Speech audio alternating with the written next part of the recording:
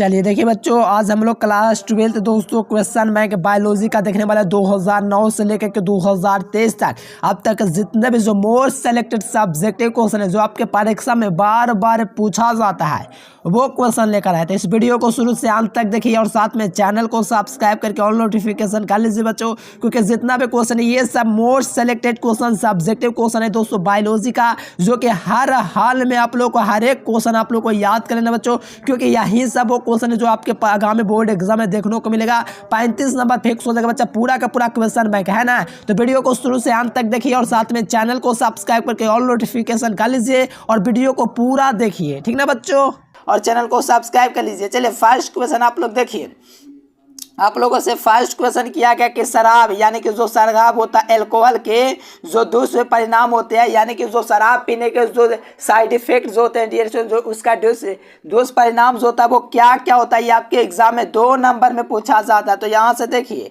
शराब के अत्यधिक सेवन से निम्नलिखित हानिकारक प्रभाव होते हैं। जो शराब पीता है डियर स्टूडेंट, जैसे कि जानते हैं आप लोग बिहार में शराबबंदी है, तो यहाँ क्या होता था, सबसे ज़्यादा जो शराब पे सेवन करता था उनको कई प्रकार के गंभीर बीमारियां साथ साथ उनके दोस्तों देहांत भी हो जाती थी। चले यहाँ से देखें इससे क्या हानिकारक प्रभाव पड़ते हैं। देखो मानसिक विकार जो होता है ना डियर स्टूडेंट उससे उत्पन्न हो जाता है, जो मानसिक जो बेकार होता है वो उत्पन्न हो जाता है शराब पीने से। यकृत खराब हो जाना, यानी कि आपका दोस्तों जो लीवर है वो खराब हो जाएगा शराब पीने से, ठीक ना डियर स्टूडेंट्स, याद रखिएगा। चले रक्तचाप का बढ़ जाना, देखिए रक्तचाप जो होता है उसका काफी बढ़ जाना भी दोस्तों अल्कोहल का एक दुष्परिणाम है, यानी कि रक्तचाप का बढ़ जाना ये सब जो होता है दोस्तों, यकृत का खराब हो जाना ये सब क्या है, तो शराब के दुष्परिणाम है, यानी कि खराब परिणाम। हृदय संबंधी, यानी कि दोस्तों हृदय संबंधी मैंने कोई भी रोग हो सकता है जो हृदय से रिलेटेड हो, जैसे डीएसओ हृदय में मैंने कि बहुत तरह का बीमारी होता है, वो सब बीमारी धर लेता है दोस्तों शराब पीने से। और देखेगा तो कहा अचानक हृदय का गति रुक जाना, जो हृदय का जो गति होता है डीएसओ उसका रुक जाना, ये दोस्तों क्या है, अल्कोहल के दुष्परिणाम है। और कैंसर रोग हो जाना आदि दोस्तों क्या है, अल्कोहल का दुष्परिणाम है, सर्टिफिकेट इसका आइडिएशन। चले पीडीएफ नोट्स देना चाहते हैं इस नंबर पर कांटेक्ट जरूर कीजिएगा। चलिए 2019 में पूछा था, अब थोड़ा सा नीचे आएंगे।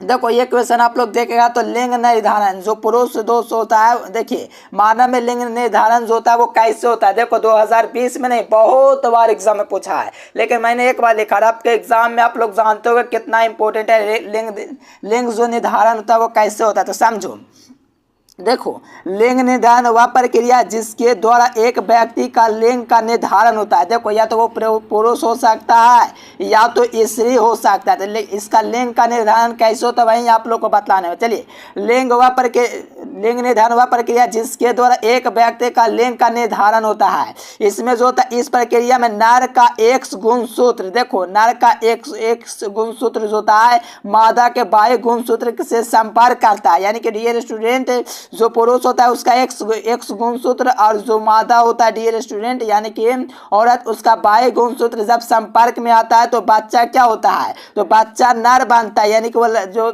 बच्चा होगा डियर स्टूडेंट वो क्या होगा, पुरुष जन्म लेगा। क्या पुरुष नर का मतलब क्या हुआ, चलिए बहुत ही अच्छा डियर स्टूडेंट। और यहाँ से देखिए जब नर में बाह्य गुणसूत्र हो, देखिए जब नर में बाह्य गुणसूत्र और मादा में जब नार के बाह्य गुणसूत्र मादा के बाह्य गुणसूत्र से संपर्क होता है तो बच्चा जो होता है डिएशन मादा होता है, ठीक ना डिएशन, कैसा बच्चा होता है, मादा बच्चा होता है, ये आप लोग को बिल्कुल क्लियर कर लेना है। चलिए यहाँ से देखिए 2 क्वेश्चन आपका क्लियर हो गया और आपके एग्जाम में पूछा जाता है, देख सकते हो 2020 में आया है, तो ये सब काफ़ी इजी आप लोग याद कर सकते हैं। चलिए मात्र 15 सेकंड में जानिए काम से बेहतरीन तैयारी कैसे कर सकते हैं, मात्र 15 सेकंड में जानिए। देखिए जो विद्यार्थी कम समय में 400 नंबर लाना चाहते हैं यहाँ से गूगल ओपन करके एजुकेशन लेक्चर सर्च कीजिए। सर्च करने के बाद ये वेबसाइट आएगा, इस वेबसाइट पर आप लोग को क्लिक करना है। क्लिक करने के बाद 12th ISC में चले आना है। यहाँ से आप लोग हिंदी अंग्रेजी गणित भौत की रसायन से जीव विज्ञान यहाँ से पूरी तैयारी कर सकते हैं और कम समय। चलिए सही विद्यार्थी गूगल पर जाना है, एजुकेशन लेक्चर सर्च करना, वहाँ से भी आप लोग क्या कर सकते हो, तैयारी कर सकते हो, है ना डियर स्टूडेंट। चलिए यहाँ से देखिए रक्त के कार्य, देखिए रक्त के क्या कार्य हैं। देखो ये बहुत इंपॉर्टेंट पॉइंट हो जाता है, रक्त के कार्य को आपको समझना। देखो 2 गो लिखना या तो 3 गो आपको लिखने के लिए एग्जाम में पूछा जाता है, जो कि जानना जरूरी है क्योंकि एग्जाम में अक्सर पूछे जाता है रक्त का कार्य बताइए। तो देखिए पहले लिखना आपको रक्त के बारे में कुछ लिख देना है। तो जैसे कि आप लोग जानते हो कि रक्त जो है दोस्तों एक प्रकार का तरल संयोजी उत्तक होता है। रक्त जो होता है कि तरल संयोजी उत्तक होता है जिसका पीएच मान 7.4 होता है।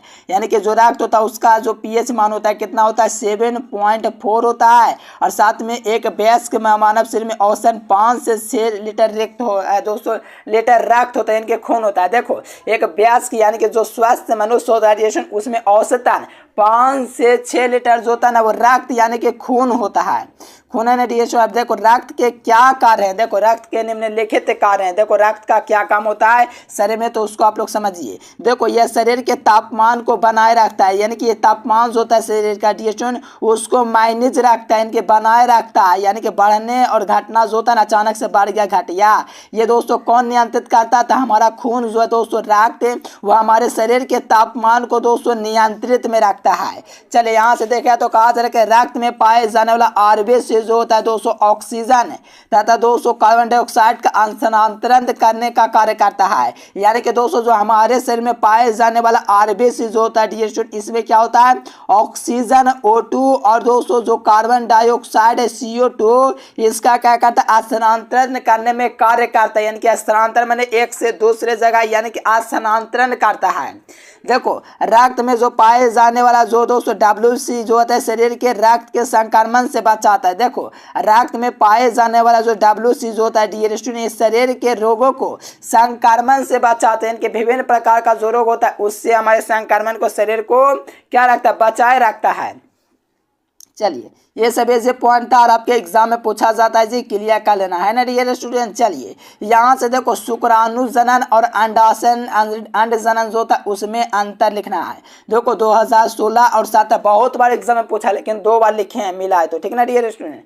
देखो ब्रेसन में जो होता है देखो एक तरफ शुक्राणु जनन है एक तरफ दोस्तों अंड जनन है। देखो ये शुक्राणु होता है दोस्तों ब्रेसन में जो होता है ब्रेसन मतलब समझते हो। चलिए ब्रेसन में शुक्राणु बनाने की क्रिया को शुक्र जनन करता है। जो मानव शरीर होता है डियर जहाँ पर ब्रेसन होता है वहाँ पर क्या होता है शुक्राणु का निर्माण होता है। ये जो शुक्राणु का जो निर्माण होता है ना उसी को हम लोग शुक्राणु जनन कहते हैं। यानी कि शुक्राणु का जनन हो रहा है यानी कि शुक्राणु का निर्माण हो रहा है, इसको क्या कहेंगे शुक्राणु जनन। अब देखो अंड जनन क्या होता है तो अंडाशय जो होता है डियर स्टूडेंट मानव शरीर में अंडाणु के निर्माण होने की क्रिया को जो अंडाणुज होता है दोस्तों एक ही इनको निर्माण होगा लेकिन उस क्रिया को हम लोग दोस्तों अंड जनन कहेंगे। क्या कहेंगे अंड जनन कहते हैं। यानी कि अंडाशय में अंडाणु का जो निर्माण होना दोस्तों होता है इसको हम लोग अंड जनन है यानी कि अंडे का जनन कह सकते हैं। चलिए यहाँ से कहा जा रहा है दोस्तों सेकंड पॉइंट में कि अनेकों संख्या में निर्मित होता है। देखो शुक्राणु है दोस्तों वो शरीर में जो कितना होता है अनेकों संख्या में निर्मित होता है शुक्राणु ठीक ना डियर स्टूडेंट। लेकिन इसमें देखिएगा डियर स्टूडेंट आपको दोस्तों अंडाशय इसमें केवल एक का निर्माण होता है या केवल एक का निर्माण होता है ठीक ना डियर स्टूडेंट। इसमें केवल अंड जनन होता है वो एक ही दोस्तों निर्माण होता है। चलिए ये तो इजी पॉइंट था आप लोग समझ गए होंगे और एग्जाम में एकदम भौकाल मचा देंगे। चलिए देखो बाध्यता क्या है संक्षिप्त विवरण देखो एग्जाम में तो बहुत बार पूछा लेकिन आपका परिभाषा इतना आसान है कि इतने में आपको लिख देना है। चलिए लिखा जा रहा है कि किसी व्यक्ति देखिए आप लोग कुछ और भी अगर अलग से जानते हो तो उसको आप लोग इसमें जोड़ सकते हो ऐड कर सकते हो। कहा जाता है इस व्यक्ति की अवस्था जो प्राकृतिक रूप से जनन करने से रोकता है उसको हम लोग बाध्यता कहते हैं। जैसे कि देखिए कोई व्यक्ति है डियर स्टूडेंट उसको किसी भी प्रकार से प्राकृतिक नेचुरल रूप से जनन करने से रोकता है डियर स्टूडेंट उसको हम लोग बाध्यता कहते हैं। तो डैट मीन्स यहाँ से देख सकते हो काफ़ी ईजी था। चलो यहाँ से देखो एड्स जो होता है दोस्तों आपको पता है बीमारी है ठीक ना डियर स्टूडेंट। एड्स जो बीमारी है इसका 2 लक्षण आपको बताना है। देखो ये सब एग्जाम में पूछा जाता है जो कि इजी पॉइंट है हर विद्यार्थी जानता होगा। देखो एड्स के 2 लक्षण निम्नलिखित है। एड्स के 2 लक्षण निम्न है। तो देखो पहला लक्षण है दोस्तों वो शरीर का जो वजन होता है वो दोस्तों क्या होता है कमी आ जाना। इनके शरीर का जो वजन है वो कम जाना। लाइक दैट मानिए दोस्तों 60 किलो उसका वजन है तो उसका 54 हो जाएगा तो समझो क्या हुआ दोस्तों एड्स का लक्षण है। लेकिन ये जरूरी नहीं है कि एक कॉमन लक्षण है, ये तो हर बीमारी में दोस्तों शरीर का वजन घटता है। और दूसरा होता है बार बार बीमार पड़ना। देखो बार बार जो बीमार पड़ता है तो ये दोस्तों एड्स का लक्षण है ठीक ना डियर स्टूडेंट। देखो ये इसका मतलब ये नहीं हुआ कि एड्स का लक्षण बहुत कुछ का लक्षण सेम करता है। यानी कि शरीर का वजन तो बहुत तरह के बीमारी में घटता है जैसे कि और भी बीमारी हो गया बहुत तरह का बीमारी ठीक ना डियर स्टूडेंट। शरीर का वजन का माना बार बार दोस्तों बीमार पड़ना, ये क्या एड्स के प्रमुख लक्षण है जो कि आपको जानना चाहिए।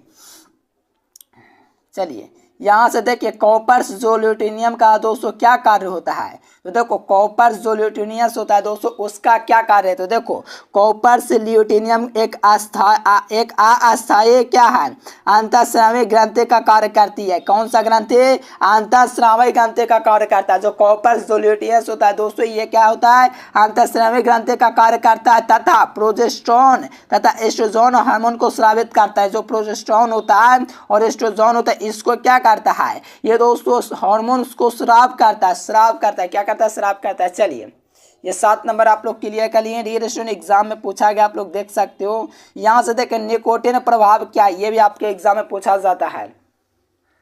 देखो जितना 100 सब्जेक्ट करवा दूंगा, अगर पढ़ लीजिएगा तो आप लोग बेहतर अंक प्राप्त कीजिएगा एग्जाम में। ये सब काफी VIP क्वेश्चन है। अब देखो निकोटिन प्रभाव क्या एग्जाम में पूछा जाता है। देखो निकोटिन के कारण रक्तचाप एवं दिल की गति बढ़ जाती है। निकोटिन के कारण दोस्तों इसका जो निकोटिन होता है इससे क्या होता है, रक्तचाप एवं दिल की जो गति हो तो वो बढ़ जाते हैं, क्योंकि वह एड्रेनालिन एवं नर एड्रेनालिन हार्मोन का दोस्तों क्या करता है, स्राव करता है। यानी कि दोस्तों इसमें जो होता है एड्रेनालिन जो होता है और नर एड्रेनालिन होता है उसके स्राव को क्या करता है, बढ़ा देता है। इसी को हम लोग निकोटिन प्रभाव कहते हैं। चलिए निकोटिन प्रभाव देखो कैंसर का दोस्तों 2 लक्षण आपको बताना। ये सब एग्जाम में देखिए कितना पूछा जाता है।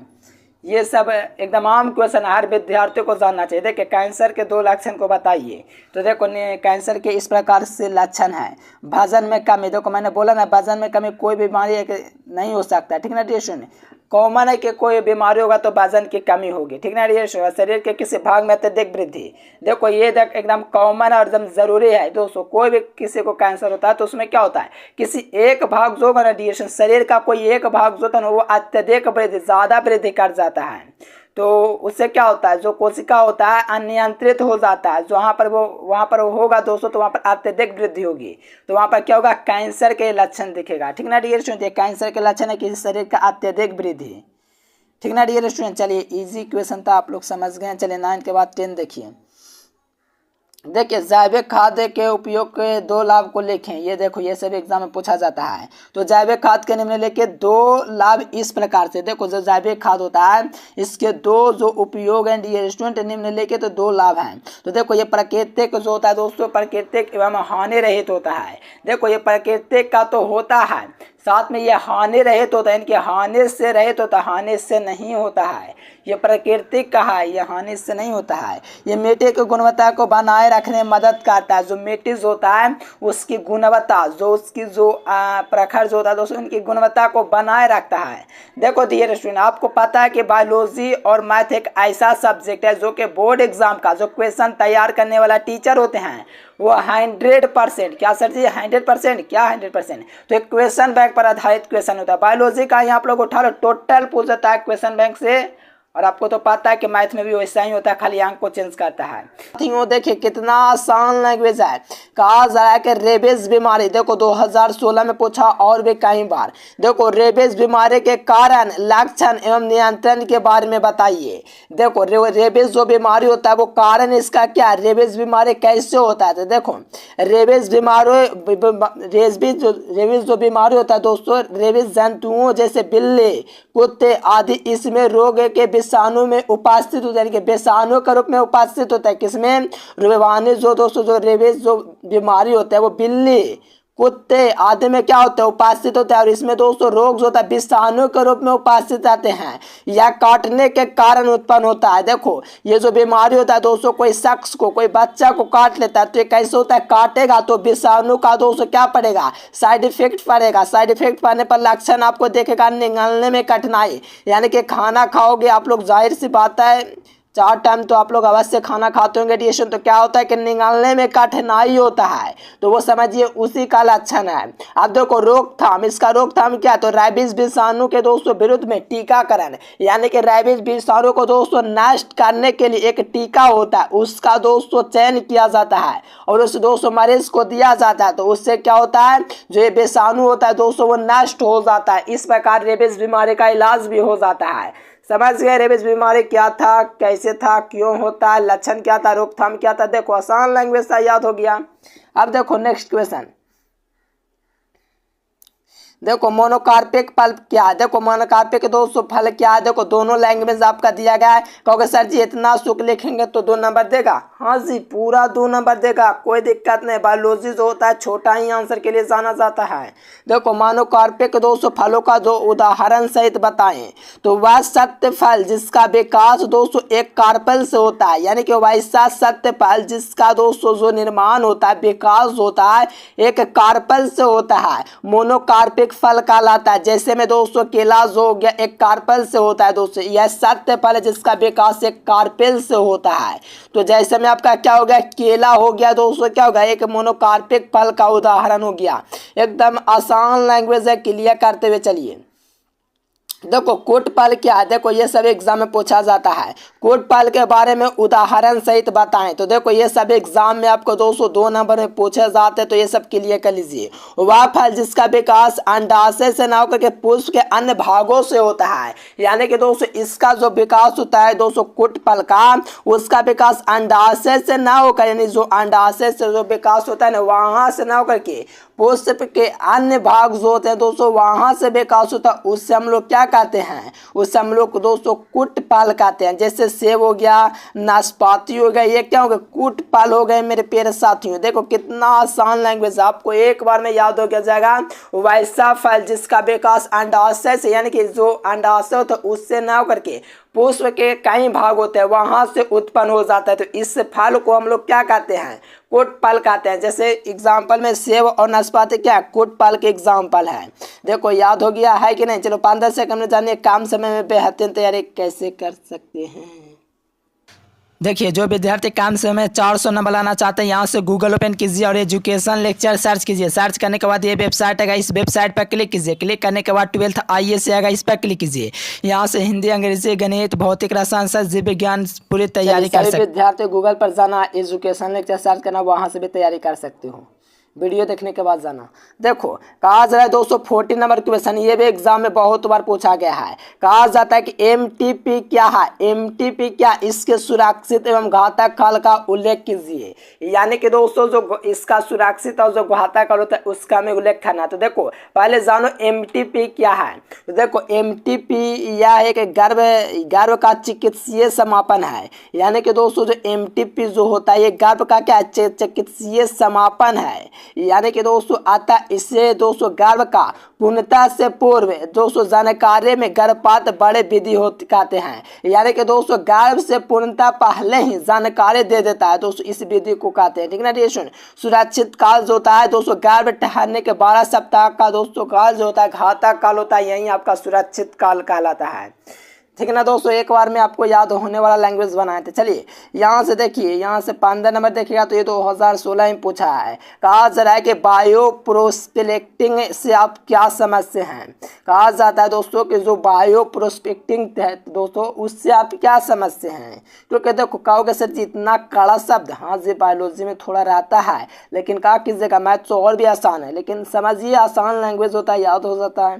देखो वैज्ञानिक शोध जो प्रकृति के उपयोगी कार्यवाहन, यानी कि वैज्ञानिक जो शोध करता है, जो खोज करता है, उससे प्रकृति के उपयोगी कार्यवाहन प्रक्रिया अथवा उत्पादन के तत्वों पर सतत नजर रखती है। यानी कि वैज्ञानिक शोध जो होता है दोस्तों प्रकृति के उपयोगी कार्यवाहन प्रक्रिया एवं दोस्तों उत्पादन के विभिन्न तत्वों पर सतत नजर रखती है। तो इससे हम लोग क्या कहते हैं, बायोडाइवर्सिटी प्रोस्पेक्टिंग, या तो डायरेक्ट इसको हम लोग कह सकते हैं बायो प्रोस्पेक्टिंग कहते हैं। यानी कहने का मतलब वैज्ञानिक जो शोध करता, जो खोज करता, उसका उपयोगी कार्यवाहन जो उनके लिए आवश्यक हो, उस प्रक्रिया के द्वारा दोस्तों उत्पादन तत्वों पर सतत नजर रखती है। तो इससे हम लोग क्या कहेंगे, बायो प्रोस्पेक्टिव कहते हैं, और ये आपके एग्जाम में पूछा जाता है। अब देखो रेड डाटा बुक के बारे में तो हर विद्यार्थी जानता होगा, नहीं जानता तो जान लीजिए। देखो रेड डाटा बुक वैसे लोगों को रखा जाता है जो लगभग विलुप्त हो चुके हैं। समझिए विलुप्त है।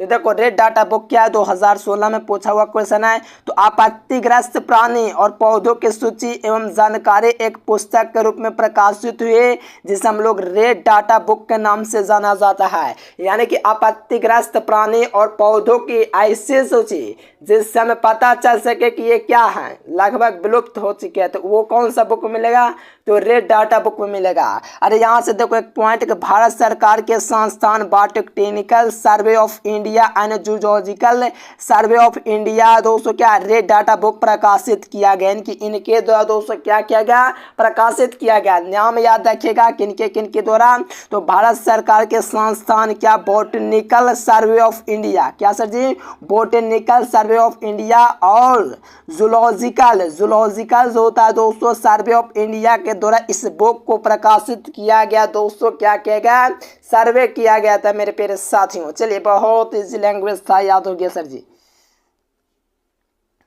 चलो एंटीबॉडी के 5 वर्गों को नाम बताइए। देखो एंटीबॉडी के 5 वर्ग के दोस्तों जो नाम आपको दिख रहा है, आईजी, इस प्रकार से देखो आपको ले लेना है, IG, IgM, IgA, IgD, IgA. यानी कि दोस्तों देखिए काफ़ी आसान है, 1 2 3 बार लिख लीजिएगा। आईजी सब में लगा हुआ है, फर्क यही है GMADE। देखो फर्क क्या है, GM ना है, ये लास्ट वाला हम लोग लिख रहे हैं। देखो GM है, फिर क्या है, A है, D है, E है। देखो GMADE आपको याद रखना है, सबके शुरू में IG लगा करके याद रखना है 5 को एंटीबॉडी का नाम, और आपके एग्जाम 2016 में ये पूछा है। चलो ये देखो ये क्वेश्चन 2020 में पूछा है, अपसारी और अभिसारी विकास में अंतर, इसी को हम लोग कहते हैं समझात। यानी कि दोस्तों इसी को समझात और समरूप भी कहा जाता है। देखो ये अपसारी एक सबसे और एक अभिसारी, देखो काफ़ी आसान लैंग्वेज है, हर विद्यार्थियों को एक बार में याद हो जाएगा। देखो यहाँ से देखो एक तरफ अपसारी एक तरफ अभिसारी। देखो यह वे अंग होते हैं जिनकी मूल रचना एवं मूल उत्पत्ति समान होती है तथा कार्य दोस्तों भिन्न होते हैं, तो इससे हम लोग अपसारी कहते हैं। परिभाषा भी याद कर लीजिए, वे अंग जिनकी दोस्तों जो होता है मूल रचना एवं उत्पत्ति समान होती है, यानी कि मूल जो रचना की गया उनकी जो उत्पत्ति हो तो वो समान होती है, लेकिन जो कार्य होता है दोस्तों वो क्या होता है, अलग अलग होता है। वहीं अभिसारी में होता है वे अंग जो दोस्तों सामान्य कार्यों के लिए अनुकूलित होते हैं। देखो इसमें सामान्य कार्यों के लिए अनुकूलित होते हैं एवं उनके मूल रचना उत्पत्ति भिन्न होते हैं, इससे हम लोग अभिसारी विकास कहते हैं। अब देखो इसमें अपसारी और अपसारी में एक एक पॉइंट और है। देखो अपसारी में क्या है कि पक्षियों के पैंग, पेंगुइन के चप्पू और घोड़े के अग्रपाद और मनुष्य का हाथ ये समजात अंग है। और इसको दोस्तों उदाहरण के लिए कीट पतंगे पंख और पक्षियों के चमगादड़ के अर्थात सभी के पंख दोस्तों क्या है, समरूप है। या तो हम लोग इस प्रकार से भी लिख सकते हैं कि अपसारी विकास को समजात अंग कहा जाता है, अभिसारी को हम लोग क्या कहते हैं, समरूप कहा जाता है। समरूप है ना इसका था, हाँ समरूप अंग। देखो इस प्रकार से अंतर भी आप लोग भी कर सकते हो, काफ़ी आसान है, हर विद्यार्थी इसको कर सकता है और एग्जाम में धमाल कर सकता है। चलो एंटीबॉडीज होता है उसका कार्य क्या होता है, जैसे हमारे शरीर में एंटीबॉडी है तो उसका कार्य क्या होता है, सोचे हो कभी। देखो एंटीबॉडी के निम्नलिखित कार्य हैं, उदासीनता एंटीबॉडी बैक्टीरियल द्वारा साबित होने वाला विषाक्त पदार्थ, यानी विषाक्त मतलब क्या है दोस्तों, जहर जैसा नहीं होता, विषाक्त जो मतलब कि बहुत हानिकारक हो। उदासीनता एंटीबॉडी बैक्टीरियल द्वारा साबित होने वाले विषाक्त पदार्थ के उदासीनता को बनाए रखता है। देखो उदासीन मतलब दोस्तों नामलीय हो देता है, ना क्षारीय होने देता है, दोस्तों बनाए रखता है एंटीबॉडी को हमारे शरीर में। अब देखिए सेकंड पॉइंट देखिएगा तो हमारे दोस्तों प्रतिरक्षा प्रणाली में एक तरह के दोस्तों खोजा क्या होता है, खोजी सैंडल का काम करता है, और हमलावर दोस्तों जो हमलावर जो तत्वों को एंटीजन होता है उसकी खोज करता है, उनकी पहचान करता है, और दोस्तों इनकी पहचान करने में क्या होता है, इसको नष्ट कर देता है, उन्हें नष्ट कर देता है। चलो ये देखो 20 वाला क्वेश्चन देखिएगा तो ये क्वेश्चन क्या है, 2031 नहीं जो 2021 ठीक है ना, 2021 में पूछा है। सूक्ष्म प्रवर्धन क्या है, इस विधि द्वारा दोस्तों पादप का मुख्य दोस्तों लाभ क्या है। तो देखो ये आप लोग जान लेना जरूरी है, क्योंकि दोस्तों हाल में ही पूछा है। देखो उत्तक संवर्धन द्वारा दोस्तों हजारों की संख्या पादपों को उत्पन्न करने के विधि को सूक्ष्म प्रवर्धन कहते हैं। यानी कि उत्तक संवर्धन के द्वारा दोस्तों हजारों की संख्या में जो पादपों को उत्पन्न करने की जो विधि होती है उसी को हम लोग सूक्ष्म प्रवर्धन कहते हैं। और सूक्ष्म प्रवर्धन के लाभ दोस्तों देखिए क्या क्या है। सूक्ष्म प्रजनन जो होता है जर्मोप्लाज्म के भंडारण के लिए उपयोग में लाया जा सकता है, और इस विधि से कम एक आनुवंशिक गुण वाले पौधों को बड़े पैमाने पर प्रोपेगेट किया जा सकता है, यानी कि फैलाया जा सकता है ना डियर स्टूडेंट। एकदम आसान है, ये 2 पॉइंट आपको लिखना है यहाँ से, ये भी पॉइंट है आपका, ये भी पॉइंट है। तो ये सब क्या है, आसान परिभाषा है जो कि आपको एक बार में याद हो जाना चाहिए। नहीं होता कोई दिक्कत नहीं है यार, 2-3 बार 4 बार लिख लो और याद हो जाएगा, समझ लो क्या कर रहा है क्या ना कर रहा है, आसान है। ठीक ना डियर स्टूडेंट्स, चलिए बहुत अच्छा। सूत्रीय उत्परिवर्तन को परिभाषित करो, बहुत बार एग्जाम में पूछा है। तो देखिए जो गुणसूत्रीय जो उत्परिवर्तन होता है उसको परिभाषा को हमको देना है। तो देखो क्रोमोसोम की संरचना जो होता है, क्रोमोसोम की संरचना और संख्या पूर्ण समुच्चय में जो होने वाला कोई बदलाव होता है, यानी कि क्रोमोसोम की जो स्ट्रक्चर है डिएशन जो संरचना है, और संख्या पूर्ण समुच्चय में जो संख्या जो होता है दोस्तों उसमें पूर्ण समुच्चय में जो बदलाव होगा, इसी बदलाव को हम लोग गुणसूत्रीय दोस्तों उत्परिवर्तन कहते हैं। आपके एग्जाम में पूछा जाता है। देखो ये 2 प्रकार के होता है, आपको याद रखना है, निम्नलिखित प्रकार का होता है।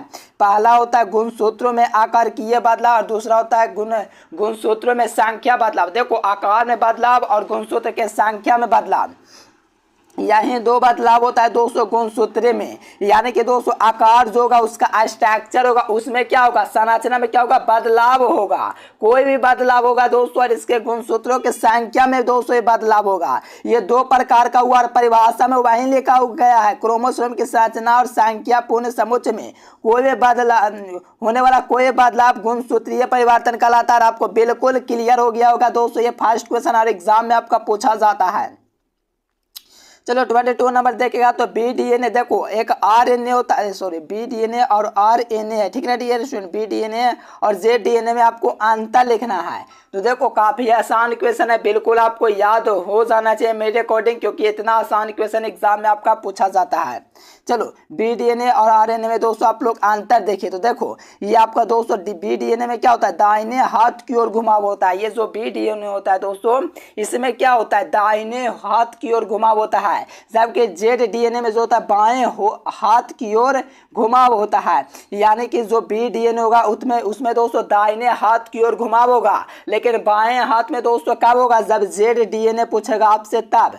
अब देखो सेकंड में कहा जा रहा है कि शर्करा जो फॉस्फेट होता है दोस्तों नियमित आधार का होता है, यानी कि नियमित आधार का होता है, और शर्करा फॉस्फेट जो होता है इसमें अनियमित आधार का होता है। यानी कि बीडीएनए जो होता है शर्करा फॉस्फेट का नियमित यानी कि नियमित आधार होता है, लेकिन दोस्तों इसमें जो है जेडडीएनए में इसकी अनिश्चित होती है, इसकी कोई लिमिट नहीं है डीएसओ। लेकिन ये जो होता है बीडीएनए ये निश्चित होता है, लेकिन जेडडीएनए ये निश्चित नहीं होता इसका आकार। चलिए यहाँ से देखिए आप लोग 3 नंबर अंतर तो कहा जा रहा है कि जो ट्विस्ट होता है दोस्तों उसका कोण जो होता है 36 डिग्री का होता है दोस्तों, किसमें, तो बीडीएनए में। और जेडडीएनए जो होता है दोस्तों इसमें 30 डिग्री का ट्विस्ट कोण होता है। यानी कि बी जो डीएनए उसमें 36 डिग्री और जेडडीएनए में आपका 30 डिग्री का होता है। एग्जाम में ये सब क्वेश्चन आपका पूछते रहता है, ऑब्जेक्टिव के रूप में पूछ सकता है। तो इसको आप लोग को क्या करना है, बिल्कुल क्लियर करते हुए चलना है डियर स्टूडेंट। और जो विद्यार्थी अभी तक चैनल को सब्सक्राइब नहीं किया तो कर लीजिएगा, ठीक है ना मेरे प्यारे साथियों। चलिए देखो इसमें जो है दोस्तों बीडीएनए प्रत्येक घुमावों के दोस्तों जो कुल दूरी होती है 34 एंस्ट्रोग्राम होती है। यानी कि जो प्रत्येक घुमाव जो होगा दोस्तों इसमें बीडीएनए में उसमें 34 एंस्ट्रोग्राम का होगा, जबकि दोस्तों जेडडीएनए होगा इसमें 45 डिग्री एंस्ट्रोग्राम का घुमाव होगा। देखिए कितना आसान है एकदम, बिल्कुल आपको एक बार में याद होने वाला परिभाषा आपको दे रहे हैं। प्रत्येक घुमावों के दोस्तों जो कुल दूरी होगा 34 एंस्ट्रोग्राम और इसमें 45 एंस्ट्रोग्राम होता है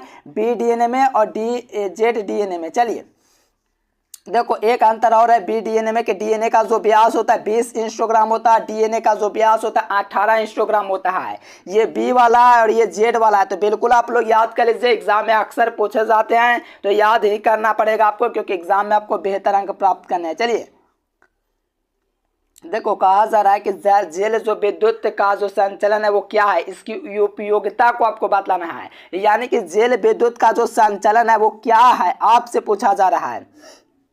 चलिए मात्र 5-10 सेकंड में पहले जानिए काम से में बेहतरीन मार्क्स कैसे ला सकते हैं। देखिए जो विद्यार्थी काम से में 400 नंबर लाना चाहते हैं, यहाँ से गूगल ओपन कीजिए और एजुकेशन लेक्चर सर्च कीजिए। सर्च करने के बाद ये वेबसाइट आएगा, इस वेबसाइट पर क्लिक कीजिए। क्लिक करने के बाद 12th IAS आएगा, इस पर क्लिक कीजिए। यहाँ से हिंदी, अंग्रेजी, गणित, भौतिक, रसायन, जीव विज्ञान पूरी तैयारी कर सकते। गूगल पर जाना, एजुकेशन लेक्चर सर्च करना, वहाँ से भी आप लोग तैयारी कर सकते हो। तो सही विद्यार्थी जाना और सर्च करना।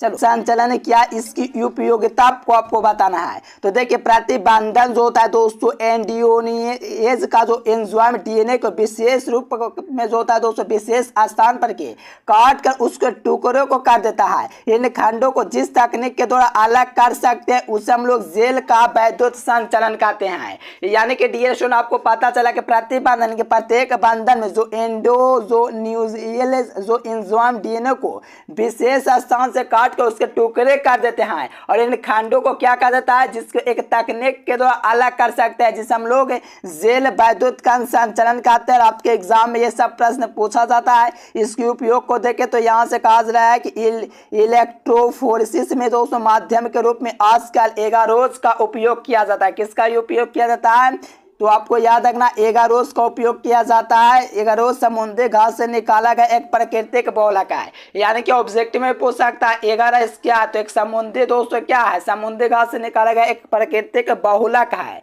ठीक ना डियर स्टूडेंट। चलिए 23 नंबर क्वेश्चन आपके एग्जाम के पर्पज से बहुत इंपॉर्टेंट है, तो इसको याद कर लीजिए।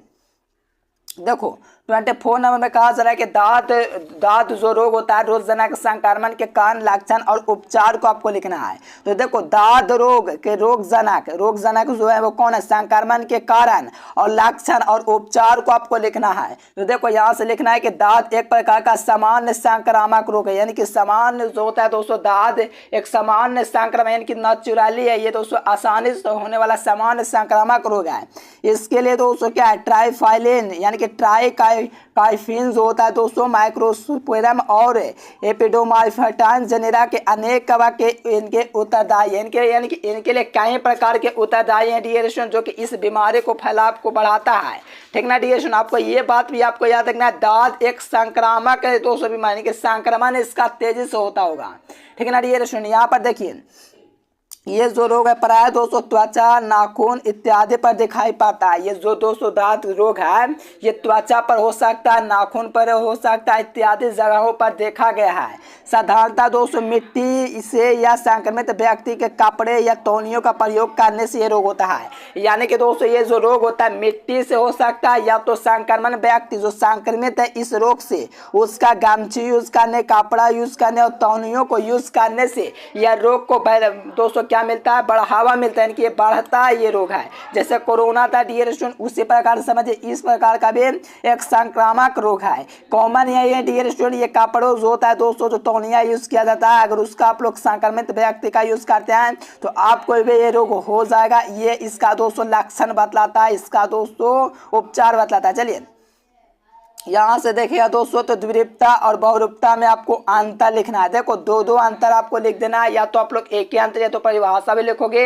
इस प्रकार से लिखोगे तो आपका 2 नंबर मिल जाता है, क्योंकि 1 नंबर इसका 2 नंबर इसका 2 नंबर हो गया, क्योंकि इसी प्रकार से लिखा जाता है। देखो द्विरूपता क्या है, तो कई जीव में नर और मादा के माप, आकार तथा आकृति में भिन्नता पाई जाती है। यानी कि कई जीव आप लोग ले लीजिए उसमें नर एवं मादा के माप जो का दोस्तों उसकी जो बनावट होगी, आकार होगी और उसकी आकृति में भिन्नता पाई जाती है, इनकी दोस्तों वो समान नहीं होती है।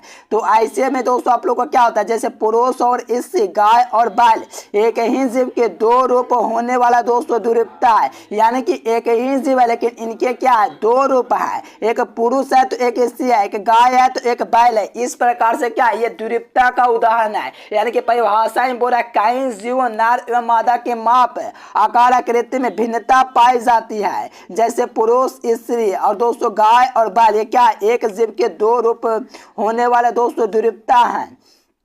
अब देखो बहुरूपता क्या, तो आपको यहाँ से समझना है। देखो बहुरूपता क्या है, जब एक ही जीव के बहुत से रूप होते हैं, यानी कि दोस्तों एक ही जीव के दोस्तों क्या है, बहुत से रूप है। इसमें क्या था, दो रूप था बस। इसमें दोस्तों क्या, बहुत रूप एक ही जीव के।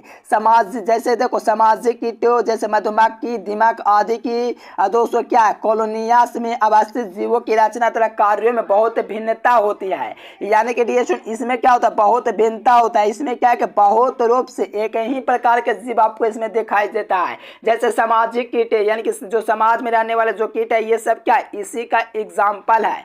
कीट का मतलब क्या हुआ दोस्तों, भाई पीलो मकोड़ा वगैरह, ठीक ना डियर स्टूडेंट। जैसे मधुमक्खी, मधुमक्खी क्या है, सब एक जैसा, दिमाग आदि की ये सब वगैरह, ठीक ना डियर स्टूडेंट। ये भी क्वेश्चन आसान था। देखो प्राथमिक एवं द्वितीयक लसिका अंगों का आपका नाम बताना है। देखो प्राथमिक और द्वितीयक जो लसिका अंग है उनका आपको नाम बताना है। तो देखिए आपको नाम दिए गए डियर स्टूडेंट, इसमें प्राथमिक लसिका अंग है, एक तरफ आस्थिमज्जा, एक थाइमस है। इस प्रकार से दिया गया, तो प्राथमिक की जगह प्राथमिक लिखेंगे, द्वितीयक की जगह द्वितीयक लिखेंगे। तो आपको क्या लगता है डियर स्टूडेंट, आप लोग एक बार में इसको याद कर लोगे कि नहीं? क्योंकि देखो प्राथमिक लसिका जो होता है आस्थिमज्जा एवं थाइमस ग्रंथि होता है, यानी कि प्राथमिक जो होता है दोस्तों, प्राथमिक उसमें क्या, प्राथमिक लसा में, इसमें दोस्तों आस्थिमज्जा और थाइमस ग्रंथि होता है। आस्थिमज्जा और क्या होता है, थाइमस ग्रंथि होता है। चलिए द्वितीयक लसिका में क्या होता है, प्लिया होता है, लसिका ग्रंथि, टॉन्सिल और प्रेसिसेविका एवं क्षुद्रांत के पेयर, पेंच, ये सब एग्जाम्पल आता है द्वितीयक लसिका में। देखो ये पाते हैं हम लोगों को दोस्तों कि आपको लैंग्वेज थोड़ा टफ लग रहा है, लेकिन आपको ये सब क्वेश्चन ही दोस्तों बायोलॉजी में होता है, थोड़ा लैंग्वेज टफ रहता है, लेकिन लिखते लिखते आपका दोस्तों आसान लगेगा। प्लिया, लसिका ग्रंथि या टॉन्सिल, प्रेसोसिका एवं दोस्तों क्षुद्रांत के पेयर, पेंच, ये क्या द्वितीयक लसिका अंग का उदाहरण है। चलो ये आसान क्वेश्चन है, एग्जाम में ऐसा क्वेश्चन पूछा जाता है तो याद कर लीजिए। देखो ये तो आसान है, हर विद्यार्थी याद कर लेगा। भारत के किन्हीं 4 राष्ट्रीय उद्यान का नाम बताने के, भारत में जो राष्ट्रीय 4 उद्यान है दोस्तों, विभिन्न प्रकार के कई जगह पर बसे हुए हैं, उनमें से 4 उद्यान का नाम आपको बतलाना है। चलिए लगाइए इसका। तो देखो इसमें 4 उद्यान है आपका, काजीरंगा राष्ट्रीय उद्यान जो कि आसाम में, हर कोई जानता होगा कहाँ है दोस्तों, आसाम में काजीरंगा राष्ट्रीय उद्यान। अब देखो गिर राष्ट्रीय उद्यान कहाँ है, तो गुजरात में है। कहाँ है जी, गिर राष्ट्रीय उद्यान गुजरात में है, ये आपका दोस्तों कहाँ है, गुजरात में। चलिए बांदीपुर राष्ट्रीय उद्यान कहाँ है, कर्नाटका में है। और आपका दोस्तों कार्बेट राष्ट्रीय उद्यान उत्तराखंड में है। ये क्या, भारत के किन्हीं 4 राष्ट्रीय उद्यान है, यानी कि राष्ट्रीय उद्यान, ठीक ना डियर स्टूडेंट, भारत के। चलिए तो इसको आप लोग बिल्कुल क्लियर कर लीजिए डियर स्टूडेंट। 4 राष्ट्रीय उद्यान का नाम बतलाएगा, तो जिसमें से आप लोग के 4 को आराम से लिख देना है। ऐसे दुइयों को पूछ रहा है, दुइयों का नाम लिखना है। ये सब एग्जाम में क्या होता है, पूछे हुए क्वेश्चन है। देखो मॉडल सेट देखेगा तो ये सब क्वेश्चन का एकदम लगा हुआ है, बारी बारी से हर साल पूछ देता है लगभग में, ठीक ना डियर स्टूडेंट। तो क्लियर करते हुए चलिए, ये सब क्वेश्चन एग्जाम में पूछे हुए हैं।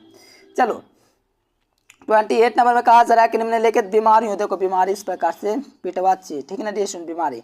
चलो बीमारियों के रोग जनक का नाम बताना है। देखिए बीमारी जो होता है दोस्तों उसका रोग जनक, जैसे क्षय रोग हो गया, फाइलेरिया हो गया, एड्स हो गया, और क्या होगा, दाद हो गया। तो इसमें आपको क्या करना है, इसका आपको दोस्तों रोग जनक का नाम लिखना है। रोग जनक जो इसमें है वो कौन कौन है। जैसे देखो क्षय रोग का दोस्तों क्या, इसी को हम लोग टीबी भी कह सकते थे। इसमें क्या है, माइक्रोबैक्टीरियम और दोस्तों ट्यूबरकुलोसिस होता है, ये आपका दोस्तों क्या रोग जनक है। यानी कि क्षय रोग का दोस्तों रोग जनक कौन हो गया, तो माइक्रोबैक्टीरियम और ट्यूबरकुलोसिस है। और साथ में यहाँ पर देखिएगा तो फाइलेरिया का क्या है, तो बुचेनेरिया और बैनोक्रोपटाई है, ये क्या है दोस्तों, आपका दोस्तों रोग जनक है। क्या है दोस्तों, तो बानक्रोपटाई, ठीक ना डियर स्टूडेंट। थोड़ा लैंग्वेज आपको हार्ड लगेगा, लेकिन बायोलॉजी में ऐसा ही होता है। चलो एड्स देखिए, एड्स में आपका क्या, acquired immune and deficiency syndrome, ये क्या एड्स के रोग जनक होते हैं। जबकि दांत के रोग जनक देखिएगा तो यहाँ से दिया गया ट्राइफाइन और माइक्रोस्पोरम और एपिडेमाइटोफाइटिन जरेना, ये भी आपका दोस्तों क्या रोग जनक इस बीमारियों का, यानी कि प्रमुख जो बीमारी है दोस्तों उसका रोग जनक का आपको नाम लिखना है। ये चारों आपका रोग जनक क्या है, एग्जाम में अक्सर पूछे जाते हैं, तो इसको आपको बिल्कुल क्लियर रखना है। चलिए अब यहां से देखिए 29 नंबर क्वेश्चन, देखो अनिषेक जनन जो दोस्तों है वो क्या है, अब यहाँ से देखिएगा तो अनिषेक जनन जो है उससे आप क्या समझते, उदाहरण सहित आपको समझाना है। क्या डिएशन, उदाहरण सहित। तो देखो युग्मक संलयन के नए जीवों को बनने के लिए आवश्यक है, यानी कि युग्मक संलयन नए जीवों को बनने के लिए आवश्यक है। कौन सा जीव नए जीव बनने के लिए आवश्यक है?